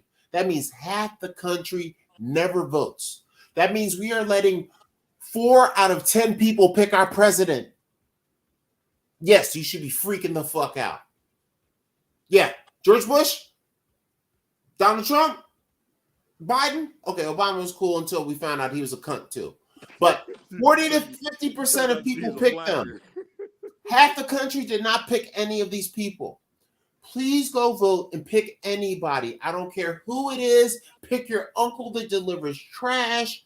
Pick that slut that you hate from 8th grade. Her name is Jean. Fuck that bitch. The point is, I'll vote for her. Jean's a good politician. But allegedly. Actually, what's her name, Jean? Close enough. That's not the point. The point is, tomorrow's voting day. Get your bitch's ass up and vote. Man, I'm put that shit in. Voting day, nigga. And I'm putting that exactly. Voting day. NIGGA. Voting day, nigga. Voting day, nigga. So make sure you guys go out there and vote tomorrow. Any other advice about voting you want to give, Volo? And that's done. I'm running for mayor. I need that $200,000 a year, or how much they get paid, So Okay. vote for me for mayor of Philadelphia. I will tell you, worst campaign speech ever. The fact that you only won it because your bills are due is a terrible reason for for anybody to ever vote for you as mayor. Yo, I need that 200K. Nigga, if you don't go to fuck back to jail where you came from, fuck you talking about? We ain't falling for that shit. At least pimp first. And then become a reverend and then tell us that lie. Like, well, you know, the Lord said he needs 200,000 in a private jet. That's how most of them do it, right? Yeah. You gotta say that God said that you need this job to make sure that you get the reward you deserve as a man of the Lord. No. See, you notice how the who sounds better. Yo, I need you to vote for me because I want this 200K. Or the Lord said. You get what I mean? That's what I'm saying, Bolo. I'm just I'm coaching you. I am like, what's that guy named Karl Rove, who is like the guy that managed like half of our last presidents for the last 40 years. He's like, okay, this is what you do. You stick your dick in their butt, no Vaseline, and then you tell them it's their fault. You'll be president quick. Shout out to Karl Rove, even though he has my name, but he's a piece of shit. Rotten hell, Karl Rove. Rotten hell. Allegedly. By the way, I didn't say that. Bolo did. Here we go. Anything else that you want to say, Bolo? No, that's it, man. I'm done. All right, we got 4 minutes left. Final words one more time, Bolo. Volo M Tautology on Facebook, Volo T Television. Hit the subscribe button on my YouTube. Volo Tautology on all the other ones, which is Twitter, Threads. I gotta send more Threads. TikTok. I'm out there all over the place, and hit the like buttons and share, and I'll see y'all around social media. There it is. That's right. Noodle Free Mondays. Of course, this is our show that's on Monday where we talk about silly things going down. We also got other shows going on out there. We got what is the show on My Part of Town podcast, which is on I don't know what the fuck it's on, but it's on certain days too. Where's the logo for that shit? Oh, here we go. Oh, you know what it is? I'm trying to make a new branding thing so I don't, because I notice I have to keep switching through the logos. I'm like, I'm sick of switching through these brands. Let me go here. My Part of Town podcast. Open that. Then hit this. Y'all like that, right? Y'all like that. Stop hating on the real nigga. Background. Add file. Oh, there it is. My Part of Town podcast. There it is, too. All right, there we go. And that's another show, the My Part of Town podcast. That's our Wednesday show. Make sure you go to vote tomorrow on Tuesday. They call it Super Tuesday, Voting Tuesday. And it's the My Part of Town podcast on Wednesday, show all about Philadelphia and things going on. And then on Saturday, we have the Volo and Buttheads Techapalooza. Which is a show all about technology, VNB. I'm actually making brands for it, so the reason you guys see me switching out is because I'm actually like uploading logos specific to the show. I'm sorry to be being a dick about it, but there we go. And that's on Saturday, Volo and Buttheads Techapalooza, and that's a show about technology and everything else going on in the world. No gifts, do you? All right, well, we'll just do these for right now. And Volo gave us weird names like Lord Volo and Sir Butthead. It's only because he's completely disturbed, but I don't judge him. Even though I should, because he deserves a large amount of judging. But I leave that to Meta and Mark Zuckerberg because they know how to stop him way better than I do. So that's the good thing. Images, videos. I don't know. Where the fuck is my shit? Oh, this is so complicated. Add files, nigga. Photos, make pictures. Oh man, here we go. I don't got time for the downloads. Oh, here we go. Where's the Volo? There it is. Bam. There we go. All right, there we go. And that's on Saturday, Volo and Buttheads Techapalooza. So you guys check that out, and I hope you guys enjoy all of this. Hope you enjoyed the show. Hope you enjoyed my Southern Talk. Make sure you take your bitch asses out and vote tomorrow. I hate both major parties, But I advise you guys still go vote and just pick anybody but them so they can know that, yeah, people voted, but wait a minute, those motherfuckers didn't pick us. And they will be scared if they see a 5, 10, 15, 20% status on another guy's shit. They probably won't turn around, but what it'll tell you is get it up to 30%, get it up to 40%. Take a seat in a political party from them with a regular person and see how you'll find out who the real enemy is, because they will turn. Anything else you want to say, Volo? Nah, that's it for me. So we always like to say, I always just want to tell anybody that's watching, hit like if you're passing through or dislike, and we're going to close the show out with my favorite phrase, and I want to motivate you. And I want to tell you that love is good, life is better, but you better do something that's going to make you last forever.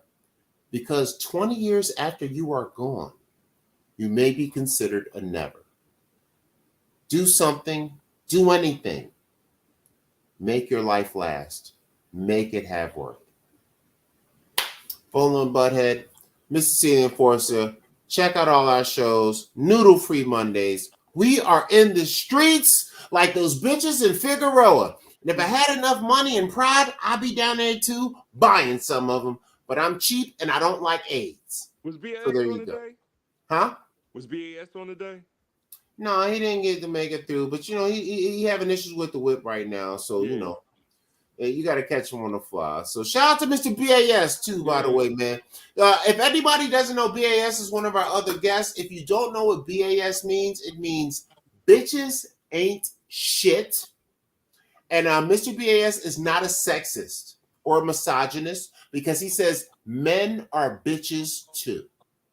So shout out to Mr. BAS, shout out to the technician, shout out to Killer, and shout out to Raider Chef. We in these motherfucking streets. It's 11:30 right on the money, and we're going to shut it down and get out of this. Ooh, let me switch back to the Noodle Free Mondays thing. Oh my God, it worked. Oh my God, technology is so rad, bro. Oh, wait.